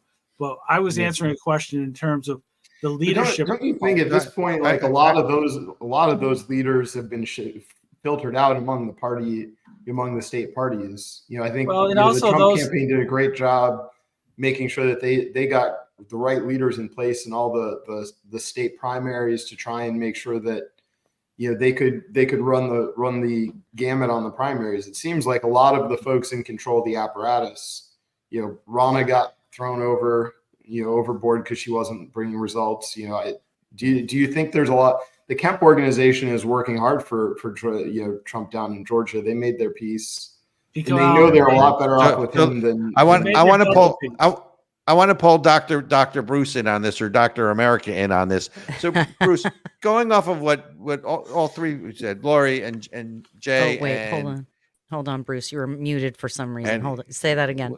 Bruce I was able to get my camera working, so I love that. But a lot of what you've written about has been sort of the elites in the party establishment, right? Yes. And the elites in America. So the question really is, because I'm going off of Jay, what you said, because even post Donald Trump, the Republican Party is now a populist party, in my opinion. It remains to be seen what happens post Trump, but I can't imagine they're all just going to, dry up, go away, or maybe revert back to the Democrats. So Bruce, hasn't Trump transformed the party, regardless of outcome on this election, that it's now sort of as Jay points out, a populist party? And isn't it really sort of grassroots against sort of the DC elites? No, I mean, look, Trump has been instrumental in it, but it's not Trump to transform the parties. Okay, both parties have transformed. The parties today have nothing to do with what they were in the 1990s. And I'm evidence of this. Okay, I've now been a registered Republican for, I guess, 14 years, which feels like a long time. But the truth is, I was an active Democrat for about 25 years. And in 2005, I registered as an independent because I thought that neither of the parties were supportable. I am much more comfortable in Donald Trump's Republican Party than I would have been in George W. Bush's. I just, I did not like that party. When I looked beyond Bush and I saw guys like Trent Lott reading the Senate, I mean, this was not a party I felt was supportable. It reached a point where I thought that the Democrats were even worse. What happened for me, I will tell you, from 1980 to 2005, I thought the Republicans were a coherent party. There were factions I liked, factions I didn't like. I didn't like where they cohered. But the Democrats were a mess. There were a bunch of squabbling factions. You never knew who was going to be ahead. So I figured all the action is you join the melee and you try to get one of the factions you like in charge for a few years, which is largely what happened in the 90s. By 2005, the Democrats had cohered behind their very worst factions. 2010, the Tea Party, which, by the way, I still don't understand what it was, but it was effective. The Tea Party broke open the Republicans. So in 2010, I said, okay, now the Democrats are a coherent party pointing in a terrible direction, and the Republicans are a bunch of squabbling factions. I'm going to go join the Republican so that I can help my factions do well. And I've been very happy with the direction the party has taken since then. Yeah, that's what I feel like. I'm Ron Paul was like my gateway politician. When you start hearing, for me, I think a lot of people unknowingly are libertarian, right? They just want to be left alone. They don't want to spend a bunch of wars. They kind of want there to be a social safety net, but I don't want to be responsible. And so I think people are kind of like a default libertarian, right? And so I went from being kind of like a lefty Democrat because I thought that they were the only ones who cared about the environment. Am I the only one here who wasn't a lefty Democrat ever in my lifetime? I have a 1984 Connecticut is Bush Country Take a Hike Mike T-shirt. Better. I don't feel so. I was in third grade. Barry Goldwater. I take no personal responsibility. It's how I was raised. Okay, it's not my fault. I had a room full of handmade McGovern posters in crayon. And Lori, what say you? I'm just enjoying listening to all of this. And I'm sorry, I'm having a really hard time concentrating looking at Bruce's outfit. Yes. I love it. I'll tell you, you want to talk about drift. When I first started wearing American flag paraphernalia, it was considered hippie wear. Abby Hoffman got arrested. Abby Hoffman got arrested for wearing an American Excuse me, flag these shirt people don't know. Jay knows who Abby Hoffman is. I have no idea who that is. Abby Hoffman and Jerry Rubin were the founders of the Yippies. That was the Youth International Party. I can picture Bruce being in Chicago this year at the convention wearing the same outfit. But actually, but I will tell you, but Abby Hoffman wore an American flag shirt on the Phil Donahue show. Phil Donahue was Oprah before there was Oprah. And he was arrested for it, for desecrating the flag. Okay. At about the same time, the Uncle Sam top hat became a signature of Jerry Garcia and the Grateful Dead. So when I got into American flag paraphernalia, it was considered part of the left, and it kind of drifted over with me. Right. Hold on. I gotta. Bruce, do you get more drinks with that now? Like people buy you drinks with that now? It depends where I am, right? In Sarasota. No, Florida. I mean, Florida. I'll tell you, Sarasota is exactly where you want to be. It is a Republican-leaning jurisdiction with two actual political parties. That's cool. Which is actually a good place to be. So one of our listeners, viewers said, I was a Democrat when I was a young kid. By 9, I cured myself. Josh, more power to you, man. Where how are does you? one cure himself at 9? I don't know, but that is at least he was cured. Right, Wait. That's all that matters. You're the doctor of psychology. How does one cure oneself at 9? Look, he obviously didn't need me, and kudos to him for doing it on his own. I think the most important point is that the parties have completely realigned. And you would expect there to be people who were in the leadership of either party who were very unhappy with the direction their party took. And that's true. That's true at all levels.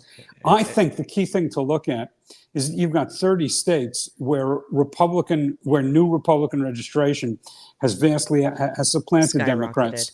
And for the first time, really in memory, there are more registered Republicans than registered Democrats. Now, you never know how anybody is going to vote. But I will tell you that nobody who changed their party registration in the past 2 years is crossing party lines.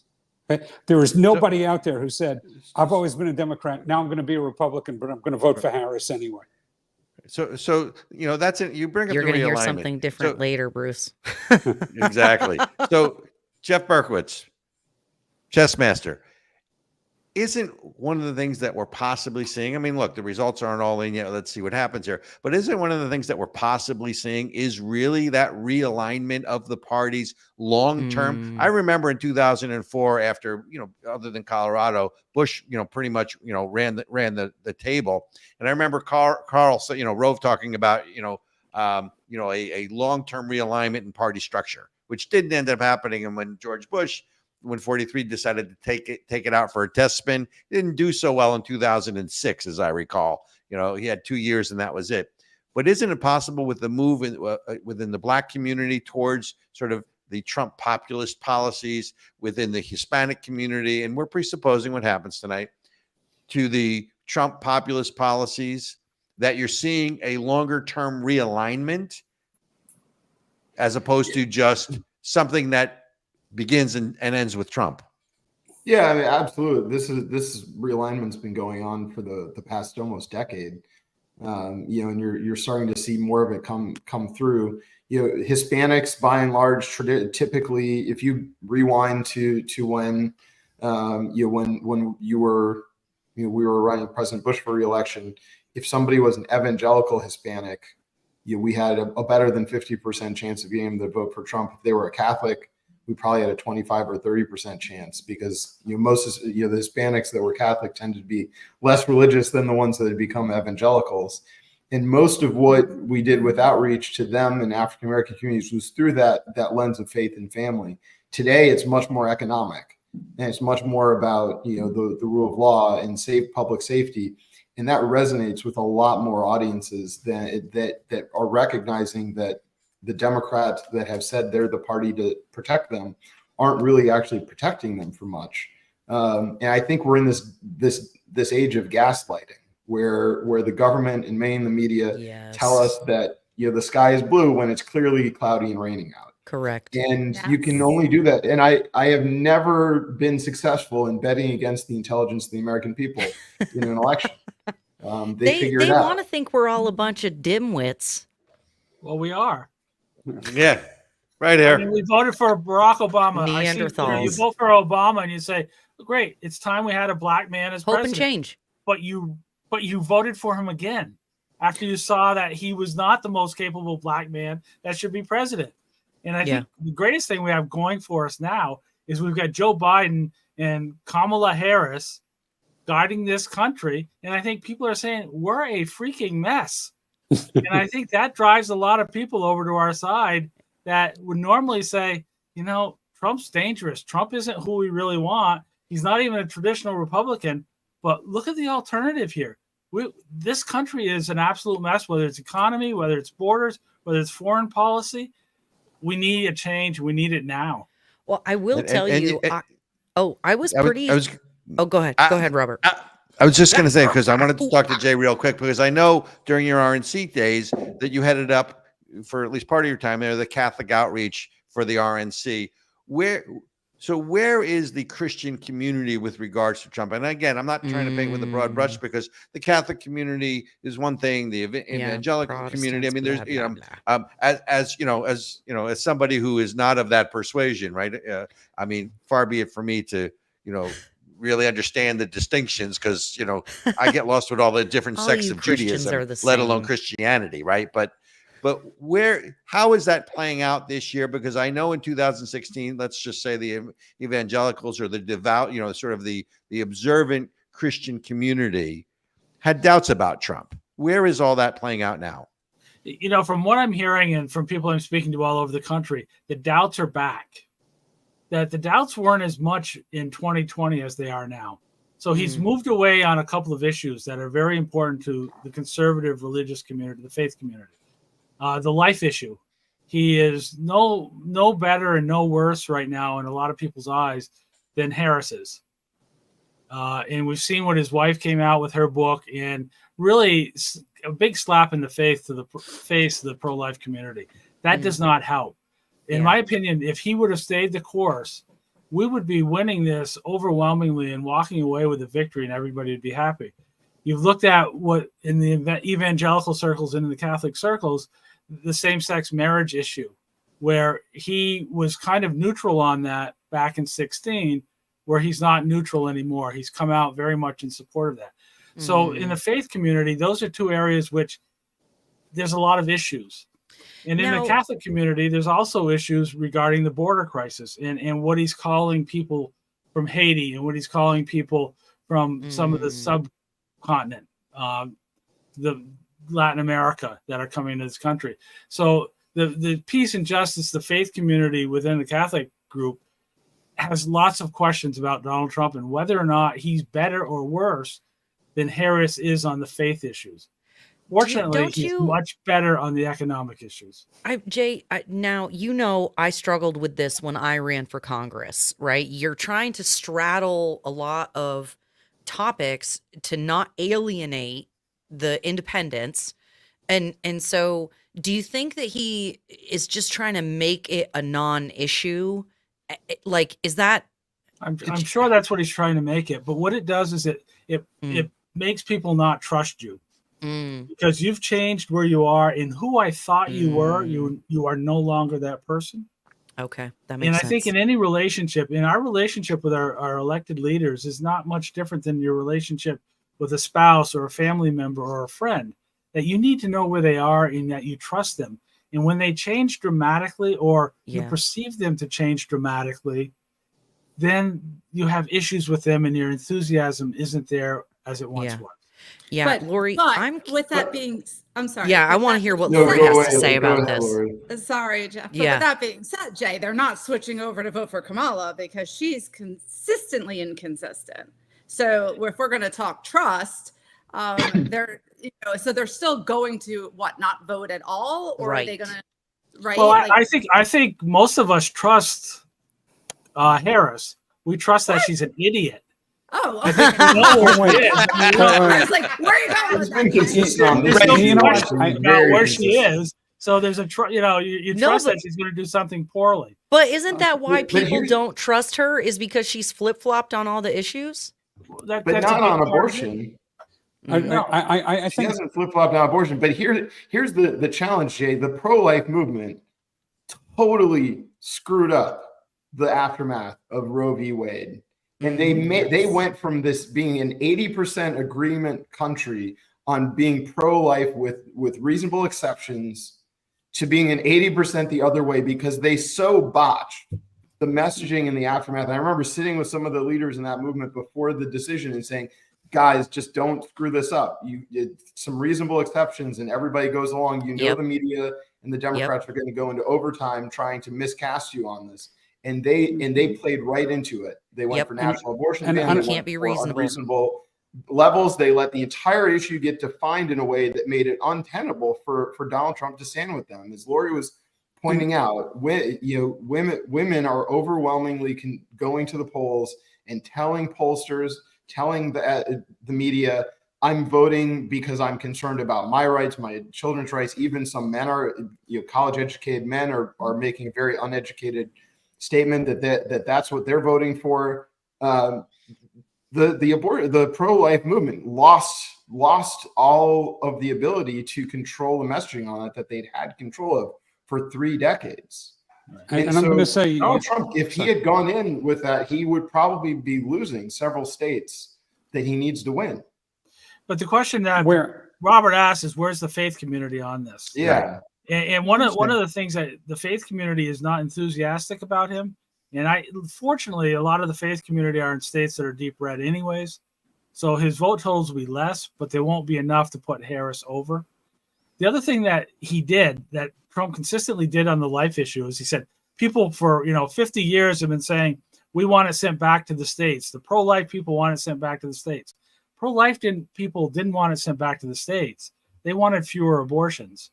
So even his messaging on that is totally out of line with the faith community and what they believe in the Christian world. But to be clear, for 30 years, the messaging was that abortion should have been left to the states and not decided by the Supreme not Court. from the life people. That was for 30 years. That was the message. That was the messaging. That was the political messaging. But the rank and file pro-life people want fewer abortions. They don't care about the political ramifications and how states relate to it. It's all about fewer babies being killed. It's not about states' rights. It's not about the 10th Amendment. It's about saving lives of children. I want to switch to Bruce. Yeah. Bruce, you're the data scientist here. I want to shift topics a little bit. Let's talk to me. The other concern is polling. I know you're a data scientist, right? I know that's one of your bona fides, right?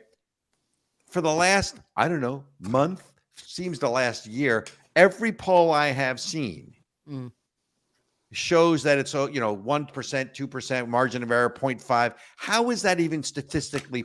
Two questions. Number one, how is that even statistically possible? Because we all know that it depends on your sampling set. Are you oversampling? Are you undersampling?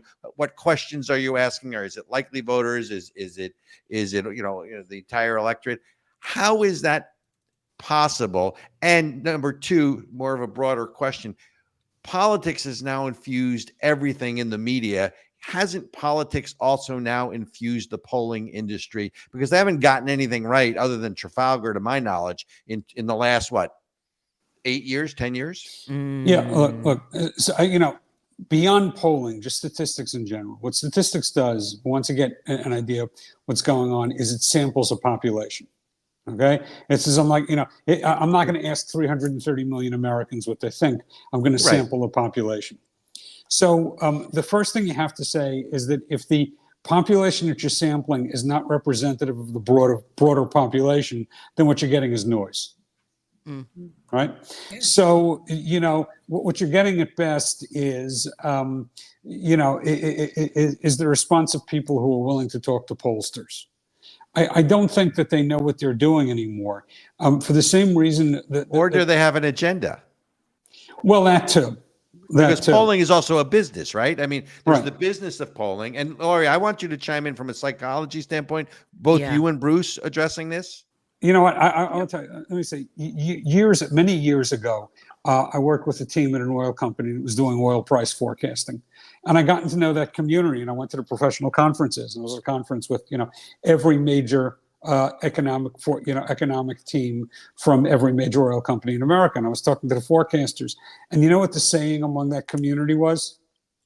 The best place for your forecast to land is halfway between Exxons and Shells. Okay? Because oil price forecasters or pollsters are like everybody else. If you're an outlier and you're the only one who's right, you're a superstar. But if you're an outlier who's wrong, you're dead in the water. If you're sitting with everybody else, but everyone else is wrong. The outliers. It doesn't matter. If you're wrong in the same way that it doesn't matter. If you're wrong the same way that everybody else is, so there's no consequences. You're fine. That's right. That you have is a so fine lame. career. So wait a minute. So it's like the weather Lori, people. Cowards, a bunch of cowards.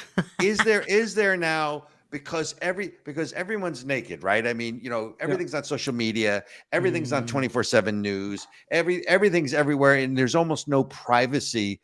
Are people, from a psychological standpoint, do you think that people are reluctant now, even more than they always were, to talk to pollsters, to give them accurate information? We saw it.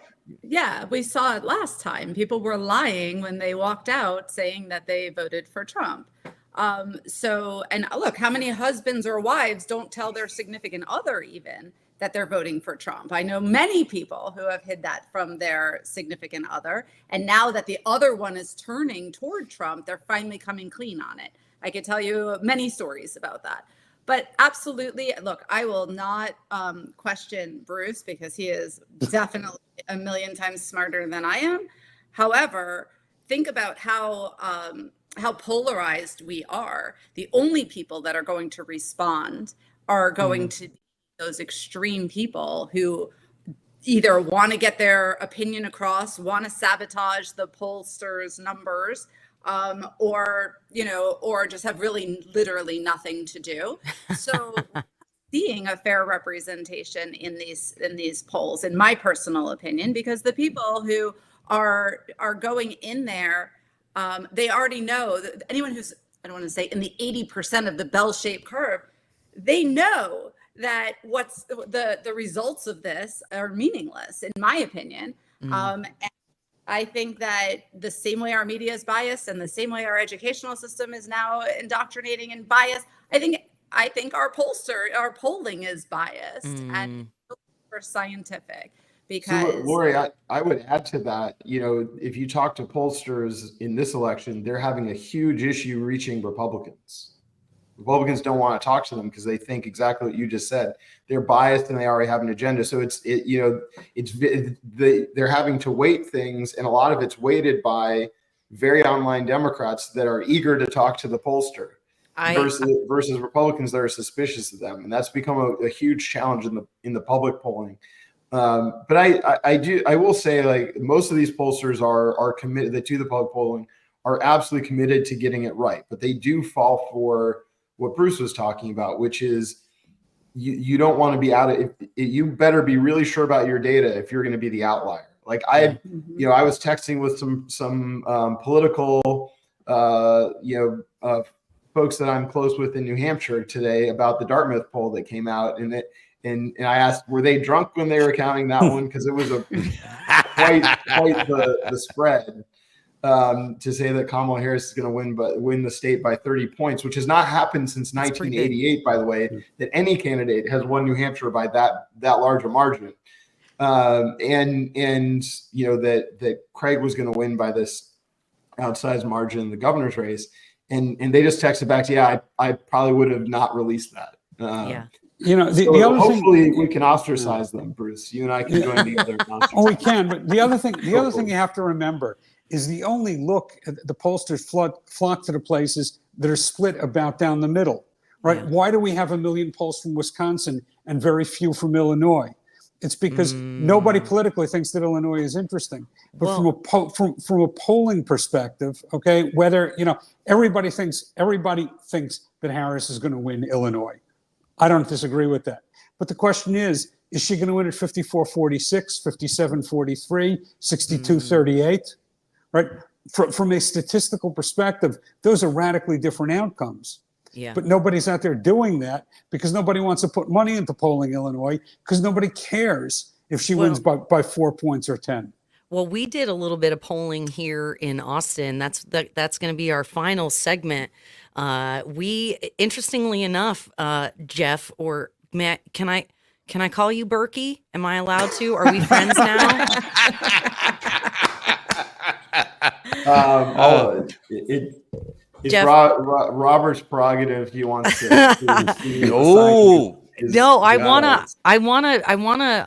Berkey. Well, listen, Berkey is a term of endearment and affection. So, because Jeff and I go back a million years together when we were both much younger. So, as long as he doesn't object, it is a. That was actually my Bush campaign nickname. So that's typically the folks that knew me from that era. Oh, I love it. Well, and by the way, Ericka, that's because everyone associated with the Bush campaign from Texas had a Y at the end of their name. Berkey, Bobby, Ari, Joey, Billy. It was there was always a Y. I didn't, but I got a worse nickname, Jeff. So don't feel so bad. wait, we have to know what that nickname is now. Oh, no. We're moving on. So what we have to share was a little bit of exit polling ourselves. And Jeff, I got to say, it mirrors what you just said, because really the only people who wanted to talk to us were Harris supporters. So or people didn't want to talk at all. So anybody who wants to stay on for this last segment, I know we told you guys a half hour. So if you got to run. Well, no. Before I let him go, I want predictions. Oh, round predictions. robin. Mr. Shepard. All right. And I want, Lori, if you're available, I definitely want you to stay for this last part. Anybody who can't stay, I want to stay. Lori, I definitely am requesting. This can't be good. I want exactly. I want predictions. What do you say, Mr. Shepard? I did the interactive map and all of that, and I came up with Harris 270, Trump 268. Ooh. As tight as it could possibly be.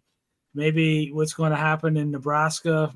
So Harris wins Pennsylvania then. To get there, Harris needs to win Pennsylvania. Yes. Okay. Got it. Chess Master, what say you? Jeff. So that's interesting. I tend to think that Trump wins this. I'm not loving the early results that I'm seeing in North Carolina right now. But it's very early and most of the votes coming from Raleigh. So plenty of time left. I will say that some of the early races that Democrats were touting as being more competitive, like the Indiana governor's race, are thus far not showing out to be. So I do think it's going to be a pretty good night for Republicans. But we'll see. So Republicans, how about Republicans, Democrats, Senate, Jeff? What do you say? Oh, I think we're going to be 51, 52, maybe even 53 or in the Senate. For or against Republicans? Oh, Republicans. There's the only, the worst that Republicans can do is 50-50 because we're picking up justice. Well, I'm real worried so about it just comes down to the presidency, who that swing is. But I think we'll get, we'll test her. Moreno is doing quite well in Ohio so far. Don't we pick up West Virginia? Don't Republicans pick up West Virginia? It's pretty much a given. Yeah, I mean that was a given. Once Manchin dropped out, there was no way that he was the last Democrat left, and he closed the door on the party headquarters on his way out the door. I got it. So, Lori, what say you? I know you're in Florida, and you too, Bruce. And you're Florida has already been called. But what do you say nationally? I have no scientific data that these guys all have. Right? Which means you have a better feel. Well, I'm just going to say, listen, I'm just a tinfoil hat girl. Yes. So I'm going to sit here and say that I don't believe it's going to be very, very close. And I don't believe it's going to be very, very fair. So I'll leave it that way. Dr. America, AKA. We gotta we gotta play the scary music. Wait, hold on. We need the scary music. Why do I get scary music? It was Lori gets scary music. It was my comment. That was for my this is for Lori. Comment. Yeah. Okay. Go ahead. I have a better hat. Clearly, I think Republicans are going to have a good night. I think that Trump has a shot at the popular vote, although the fact that there's not much to vote for in California tends to dampen that. I think he wins all the swing states. I think we pick up at least 3 seats. I think the Republicans pick up at least 3 seats in the Senate. I You think it's he good wins all the swing states? Yeah. Yeah. So you think it's going to be a clean Wow. sweep? You mean Yeah. the Southern swing, that dance? So he's going to win all those states where they actually do the swing. So, hey, Ericka, pull up the map. Pull up the map we were talking about. Oh, yeah, Pull up yeah. pull up The, the Harris, the swing nightmare states? Republican. No, the map that shows nightmare Republican for Republicans. Okay. Do, It's the do third we get, one. Do we get the Robert and Ericka prediction? Of course you do. I'm going to show you the map first, though. No, not that. I know. I told you I got to bring it up before I can change the page. Oh, Cut me man. some slack. Yeah. Hold on. 18. Keep going. Keep going. Hang on. Yeah. Come on. There you go. Okay, so Nightmare here's scenario. the nightmare Here we go. scenario, right? That's the one So I have. that's Jay's scenario. Right? Jay is the Republican nightmare scenario.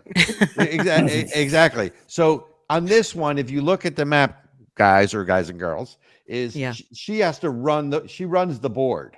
Yeah. Right. She wins Pennsylvania.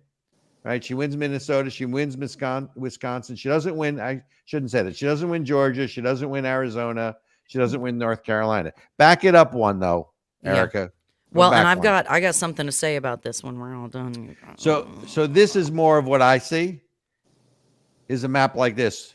And I think Trump does win Pennsylvania. So you're asking me, Jay, what I think? I think Donald Trump wins. Look, it's what I said in the monologue. I just want someone to win by wide enough margin that we can get away from, whether or not this was a free and fair election. So it's got to be outside they call it the margin of error. I call it the margin of shenanigans. It wasn't a free and fair election. Nobody in their right mind should think that we hold credible elections in this country. And it's independent. That's independent of who wins. Okay. And what we do in this country, what we hold in this country are month-long scavenger hunts to see who can collect the most ballots. Oh my God. Getting citizens to vote for you is an acceptable way to generate ballots. It's not the only one. Well, okay? and here's the worst part about that, Bruce, is that the census came out and said, "Oops, sorry, y'all, we made a mistake," and there are 9 electoral votes sitting in Democrat states that should be in Republican states. Yep. So if we don't have if we win, if it is Jay's nightmare scenario, the 68 to 70, everybody is going to lose their minds. But none of our procedures work. Okay, nobody should trust this. This is not. I mean, so you need a tinfoil hat too. Yeah. Okay. But I just need a definition. A definition. But an they election. Change the definitions anyway, Bruce. So go back to an election is a measurement instrument. Somebody tell me what our processes measure. It doesn't matter. I couldn't do that because we're running out of time and I don't even have the answer because I'm not that smart. However, I think the real nightmare or the real prediction that needs to be made is what happens once we find out who wins. Because I believe that either way, we're screwed. Yeah, that's my prediction. Burn, baby, burn. The cities are going to burn. If Trump wins, the cities are going to, the blue cities are going to burn. We bought extra ammo. That's all I'm saying. Hey, you can never be too careful. So, Ericka, what's your prediction? That no matter who wins, everyone's going to be stupid, and that's my prediction. That's hardly a prediction, Ericka. You know what? You guys, I felt good about our chances until today, and you'll see why in the next segment. I was very disappointed that the only people who talked to us, even at the Republican polling places, were Democrats. By the way, tell Lord Benjamin to join this show, will you please? Yeah. Because he feels good about all of this. There he is. All right, Lord Benjamin, what's your prediction? How do we do this? There we go. Look at that. I love that. Look at that. 7. This is the best. Oh wait, hold on, baby. You are muted. You're unmuted. No. This is one of the merch items from our store, the Virus of the Immaculate Conception. Lord Fauci, Saint Fauci. Dislike that guy. There you go. I do not like him at all. Get rid of politicians. What was the question, Robert? I'm sorry. It's what's your prediction? What's your prediction? I still feel good. I think that conservatives don't like to talk much about how they're going to vote. We keep that close. We've been trained to do that because, especially where I'm in the fields I work in, it's dangerous. Okay, it turns into a lot of contention. So people just shut their mouths and keep on moving. They put a flag on something and keep on moving. So I still think we're going to take this. I think that people are smart, even though I do not trust people. They're smart enough to know that stuff is garbage right now. So I cannot imagine Kamala Harris, I cannot speak words in a reasonable way. Harris is gonna win. I've seen too many black people who don't like her. I'm unburdened by what has been, though, Benjamin. I've been unburdened. You've been unburdened by what has been. By what has been? All right. So listen, as respect to our guests, I want to let them go since we only told them we'd keep them for a while, and I know they have popcorn and TV to watch.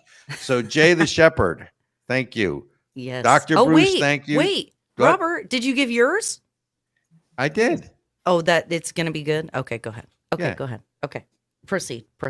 Dr. Lori and Chessmaster, guys, thank you. We will. I was told I wasn't allowed to leave. Yo, Lori's not allowed to leave, but thank you for Lori has being to on for the stay. segment. And everyone else can stay. I'm not kicking you off, but it's just, Yeah. I know Bruce has a few parties to attend to with that No, hat. Bruce wants to be here on the internet so people can see that fit. That's what's happening right now. Jeff No, Jeff he's needs to find leave. somebody. Jeff needs to leave so he can maintain his reputation. Jay, where's the black sheep tie, Jay? Come on, Jay. That's a hell of a tie, man. I'd like to see you wear that. The black sheep's on here. I love it. I see it. It's I love after it. hours. I don't like to, be working. I was going to say, This is Jay enjoyment. Shepard without a tie. The world is coming to an end. Where are the pigs flying? Where are the pigs flying? Exactly. All right, guys. Anyways. Okay. All right. Guys, Who's staying? thanks for being with us Raise your tonight. hand. Who's staying? Who's going? I gotta go. All right. See you, Bruce. All right. Appreciate Bye, it. Thank you, Bruce. guys. Thank you all. Bye, Bruce. Bye, Berkey. Yes. All right, Jay, you staying?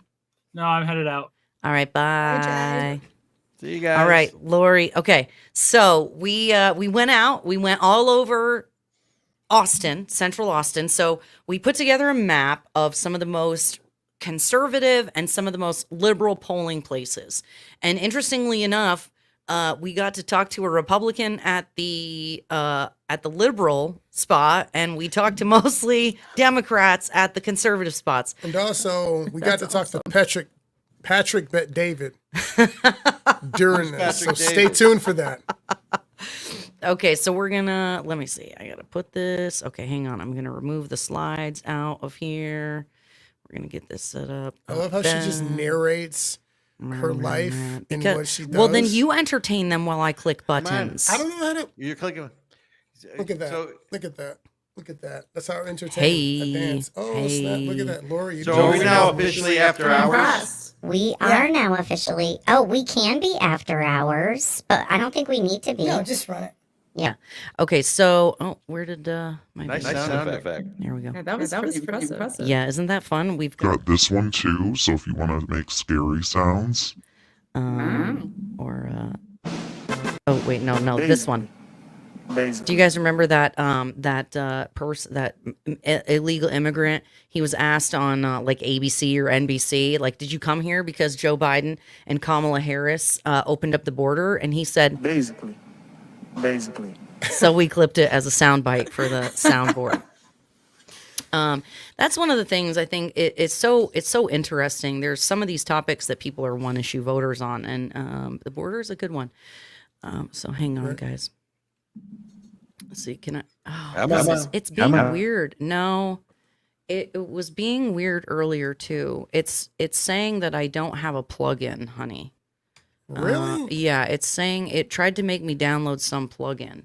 So let's try this again. That did not sound good. Exactly. All right. Love the green.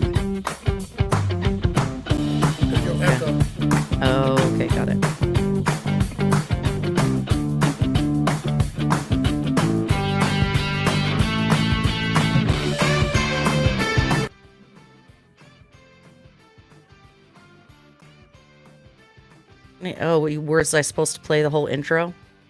It's No. only like 30 seconds. Look at you Oh, my talking bad. to people. You're on the streets. Hey everybody, Nice, we nice, are Jason. here in Georgetown, Texas, getting exit polling, and we picked this location because it's one of the more conservative polling places in the city of Austin. So we were sure we were going to find Trump supporters. If nowhere else, we were going to find them here. And today we've got Chris. Okay, you don't have to give your name, but if you want to tell everybody who you are, you're welcome to. Hi, I'm Chris Alexander, a resident of Sun City. Excellent. And so now it's probably obvious to all our viewers who you voted for, but would you share with folks why you voted for Donald Trump and what mattered most to you? Like, what were your primary issues? I think the border is a big issue. I think that we need to secure our borders. Yeah. I also feel that we've got to bring affordability back to America. Yes. I've got a daughter with 4 children who's struggling. So that's Yeah. a big important thing. But I think we've just got a great opportunity to take America back. And I think, too, we've strayed too far away from our values as Christians. So I think that's important. We're here. I thought it was really interesting because when we were talking to the Trump supporters, they were talking about how much they cared about their daughters and their children, but not about abortion. And then when we talked to the opposite side, it was like they cared about their daughters, and so that's why they cared about abortion. So Lori, one of the things I've been really curious about and I've been wanting to ask you is, like, as a therapist, what are you hearing from people? Like, what do they look at Benjamin blowing up his soda over there? What are you like? I know you It's not can't supposed to say nothing. I mean, You're it was supposed to just let me I gotta call it handle out. It was all over the place. Yeah. I should have muted you because it was. But I know you can't give. Obviously, you want to be careful not to give away any information on your clients. But, like, are they coming to you being like, "Oh my God, if I can't have abortion, like the world is going to end"? No. But bless you. I'm echoing. I don't know if that's an issue You at good now? all. Okay, yes, Good. I'm good. I'm great. Thank you. No, they're not saying that. I mean, but people are coming saying they're one issue voters. And I think more than ever, I've been hearing that versus in other elections. I've always been a one issue voter. However, most people have not in my world, right? They're just kind of lean in one direction or the other. And this time, I hate to be, I'm saying this tongue in cheek as being funny, but the funny part about it was seeing, this is not clinically, this is just locally, was the cognitive dissonance that so many people were having between abortion and being Jewish.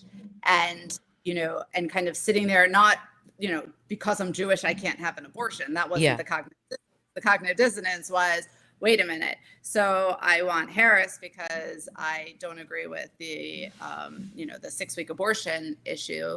But I want, I don't think Harris is great for the Jews, right? So it was like, which issue then became the bigger issue? And again, like I said, at least where we were, in the state of Florida, it was kind of the smart people figured out that it really doesn't have to be either or, it can be both, because we were voting on abortion on our ballots. However, that's what I was hearing more than anything. And the contradiction where people were like, yeah, I'm pro-Israel, I'm pro-Israel. And yet they were voting for Kamala for 800 other things because they weren't Trump. They weren't Trump. She wasn't Trump. She wasn't Trump.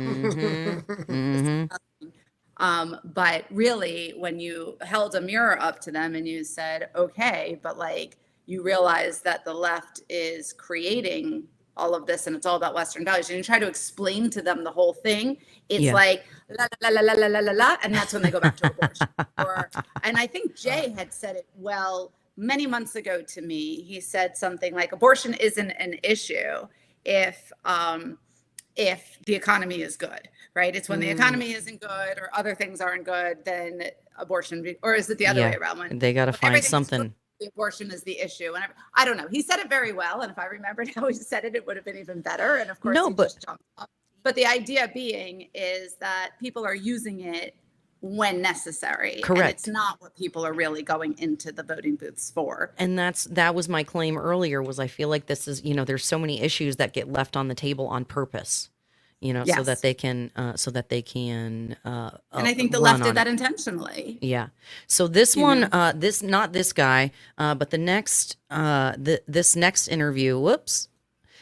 This was a moment of do not judge a book by its cover. So I did not expect to get out of this man what I got. So this was another cowboy boots and a Batman belt buckle. huge Batman belt buckle. I should have told. Oh, you can see it barely. But this was enlarge the screen. Take us out, enlarge the screen. I want to see Can this. I don't think I can. I'm not sure. Me that? Oh, there you go. yeah. Can you do it? Okay. Mm-hmm. So this was another Republican leaning district in Round Rock. Rock, Texas, with Jesse. He's just voted. And so who did you vote for, Jesse? If you don't mind me asking. I generally vote Democratic. All right, excellent. According to my statistics about myself personally, I should be Republican. But I just cannot stand Donald J. Trump. Okay. All right. So that was kind of the deciding factor was personality. Mostly the way he treats women. Okay. And now what about down ticket?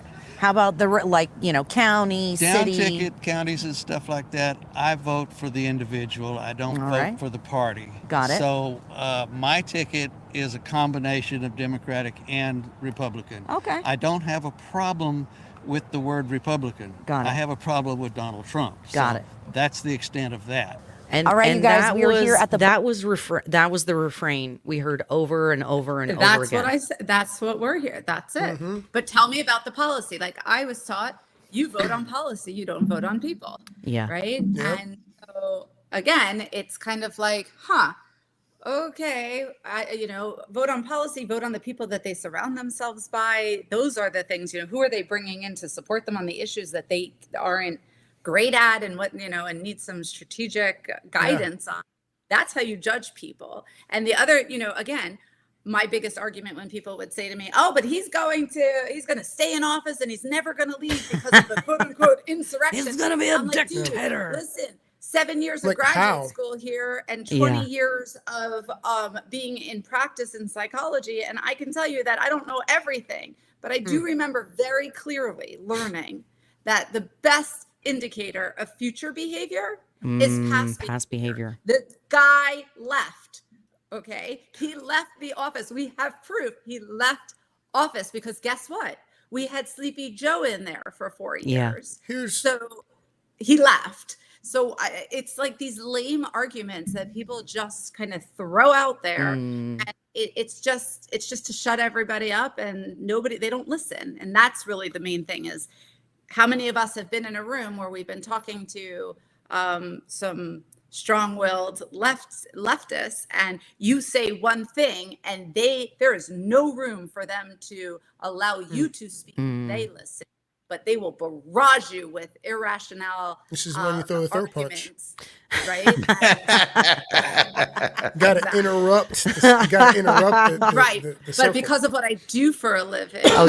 You can't physically assault people, doctor? I mean, Nope. I'm joking. Kinda doesn't look good. I'm joking. Not joking. Zuckerberg. Not joking. I'm joking. Yeah, but YouTube. What I will say is that yes, that's all totally true. But when people talk about that, it's very interesting to me. You're saying that Democrats and progressives are weak because if you're looking at the voting, right, and half the popular vote is for one side and half just about is for the other side, right? You're telling me half the country, if Donald Trump just decided to just violate all the rules, half the military, well, more than half the military, most of the military, most of the people with firearms and weapons that would be able to oust him from positions of power would just go along with it. Yeah. I don't believe that. What is that expression that proves too much? They just need to do what supports their argument, right? Yeah. And they need to say things that's going to make them feel better when they go into the polling. Yes. That's So really it's about what it comes down to. emotions. Got it. Emotions. Yeah, So, but people buy on emotion and Yeah. they justify on logic or ass backwards logic what they've already bought, right? Yeah. And that's the thing. It's an emotional argument. yeah. Yeah. Right? Yep. It's not a factual one. Then they try to back it up with facts and they have to create some. Yep. Yep. Well said. You mean exactly. lie. Got You it. lie, cheat. Well, it's Or either she's that or they're stupid. in denial. Well, look, Lie, and cheat. again, I don't want to sit here and say that I'm against all Democrats. Everybody is entitled to their opinion. Yeah. Correct. No, they're not. But and did we lose one of the hosts? His camera's out, but he's there. He's still in the background. Okay. I'm still so I don't want to take anybody and rob anybody of their opinions and their vote. I believe that that's what makes our democracy so great. Oh, I don't have to agree with it. See, right? now I do think we should rob people of their vote. I think we should get rid of all the amendments that allow everybody to vote. No.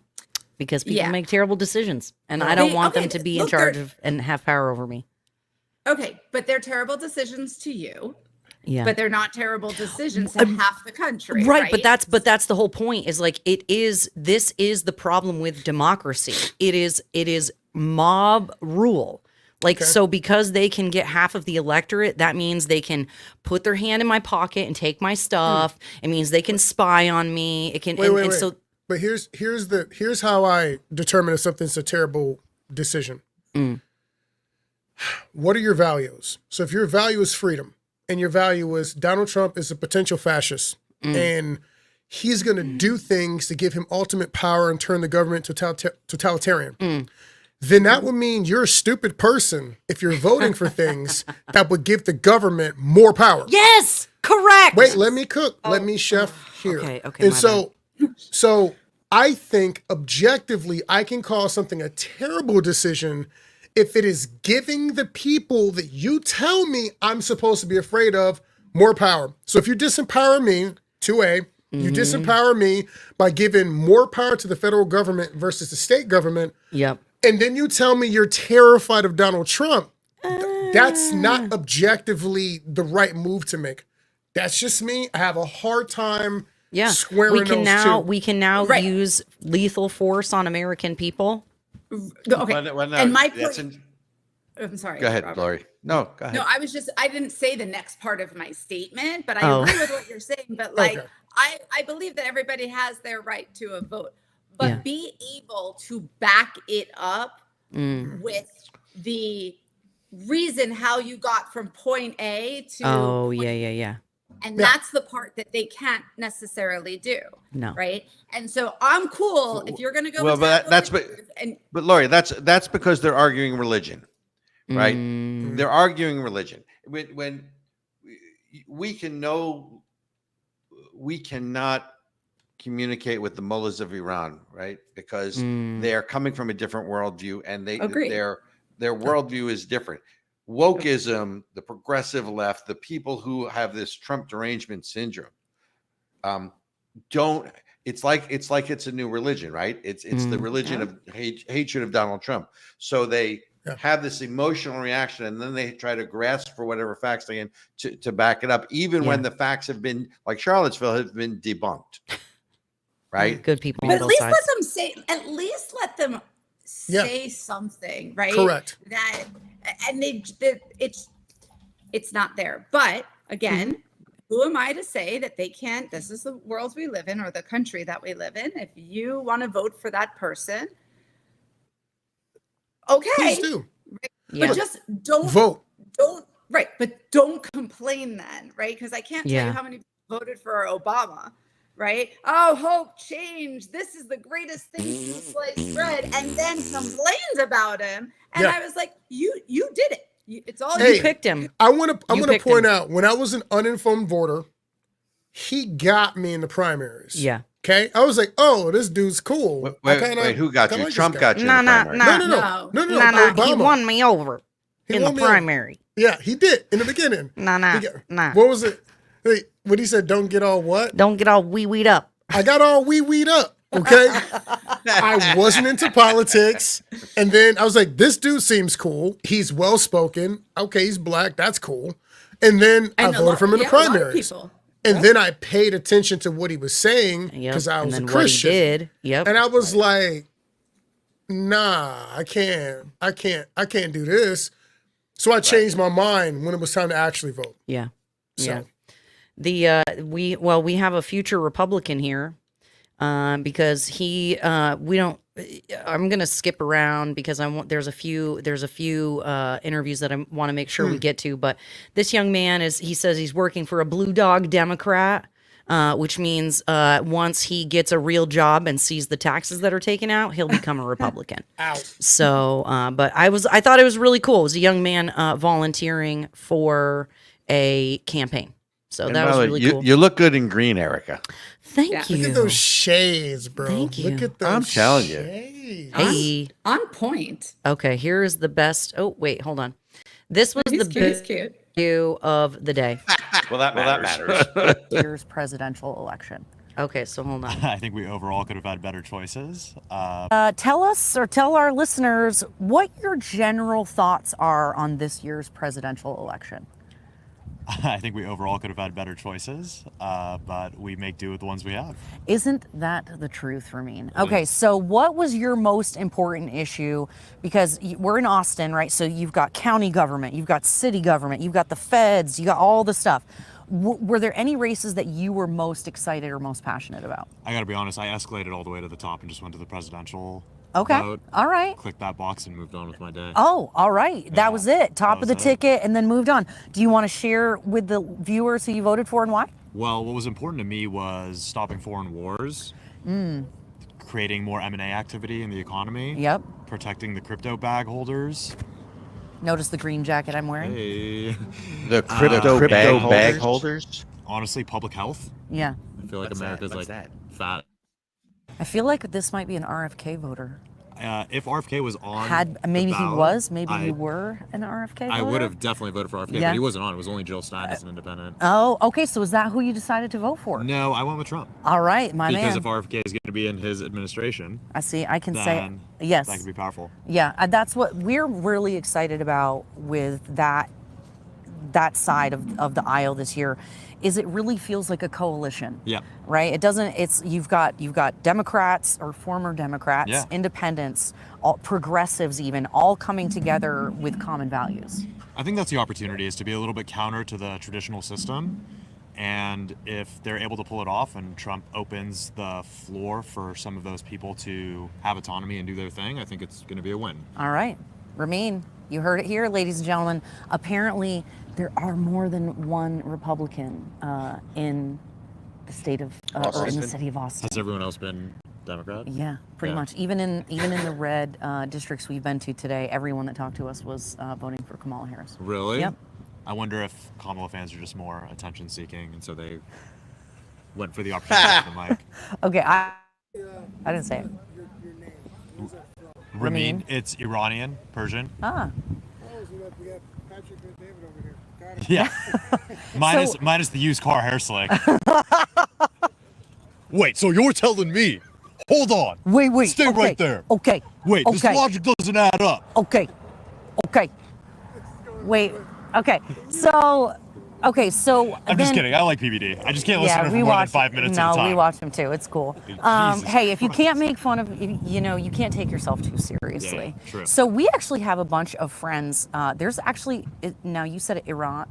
Iran. Yeah. I don't want to say it wrong. You can butcher it. Doesn't Okay, matter. Iran. Yeah. We have actually a bunch of friends here in the Austin area that are from Iran. And, cool. And they're like you. They're like not about this stuff. Yeah.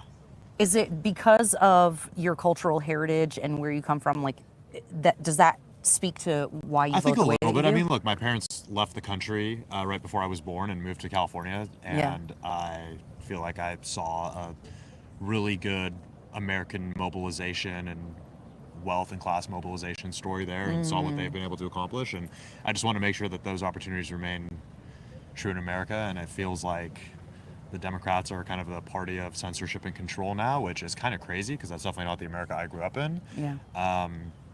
Look, I think at heart I'm like a slightly center-left libertarian more than anything else, but in this election I had to go with Trump because I think it just protects the republic. Amen. All right, guys. See you later. He was great. Yeah. Well, we haven't played. We'll close out with the quote of the night, but that was our favorite interview by far, because it just really speaks to, when you're talking to immigrants, people who are, he's a first generation American. And so many, you've got Lily Tang Williams, who was an immigrant from China, who survived Mao's revolution. You have all these people who came here for the American dream, who appreciate it so much more than Americans do. How? Why? Where are we failing? Well, hopefully after tonight, we will have started the official restoration of the American Republic. And we would need Dr. Bruce with his hat and all on, because that's his concept. Okay, you guys, this is we're gonna take us out tonight with with a couple more little bits. Robert, do you want to say anything before we close the show tonight? Folks, it's too late to vote. If you haven't voted, don't watch the show anymore. It's all I got to say. No, stay on with us. And you can stay. Oh, no, you can stay on with us. Just I won't be here. Yeah. Bye, guys. Okay. So here is the last, and our quote of the day. It ends with our quote of the day, you guys. I'm very surprised at how few people are willing to talk to us.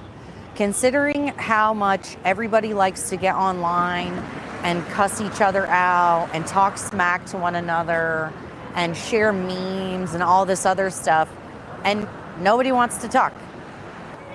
All right, anybody want to share their thoughts on the election? Anybody? We're recording. If anybody wants to tell the news what you think, doesn't matter what your opinion is. Oh, that's pathetic. All right, see, there it is, ladies and gentlemen. Nobody wants to talk. That's because you were dressed nicely. You should have worn your tinfoil hat. Well, I think it was awesome that you guys went out and did it. I mean, that takes a lot of courage to do that, and the fact that there were 4 or 5 people that actually did speak to you is awesome. Yeah. But it does prove the point that these polls are completely biased and they're completely not statistically significant at all. Yes. Because your sample size is skewed from the beginning. Yep. And okay, so this was Grayson on the UT campus, and we'll see y'all next week. Gentlemen, nobody wants to talk. Thanks, guys. Bring it home. It is hot to vote, and your voice matters.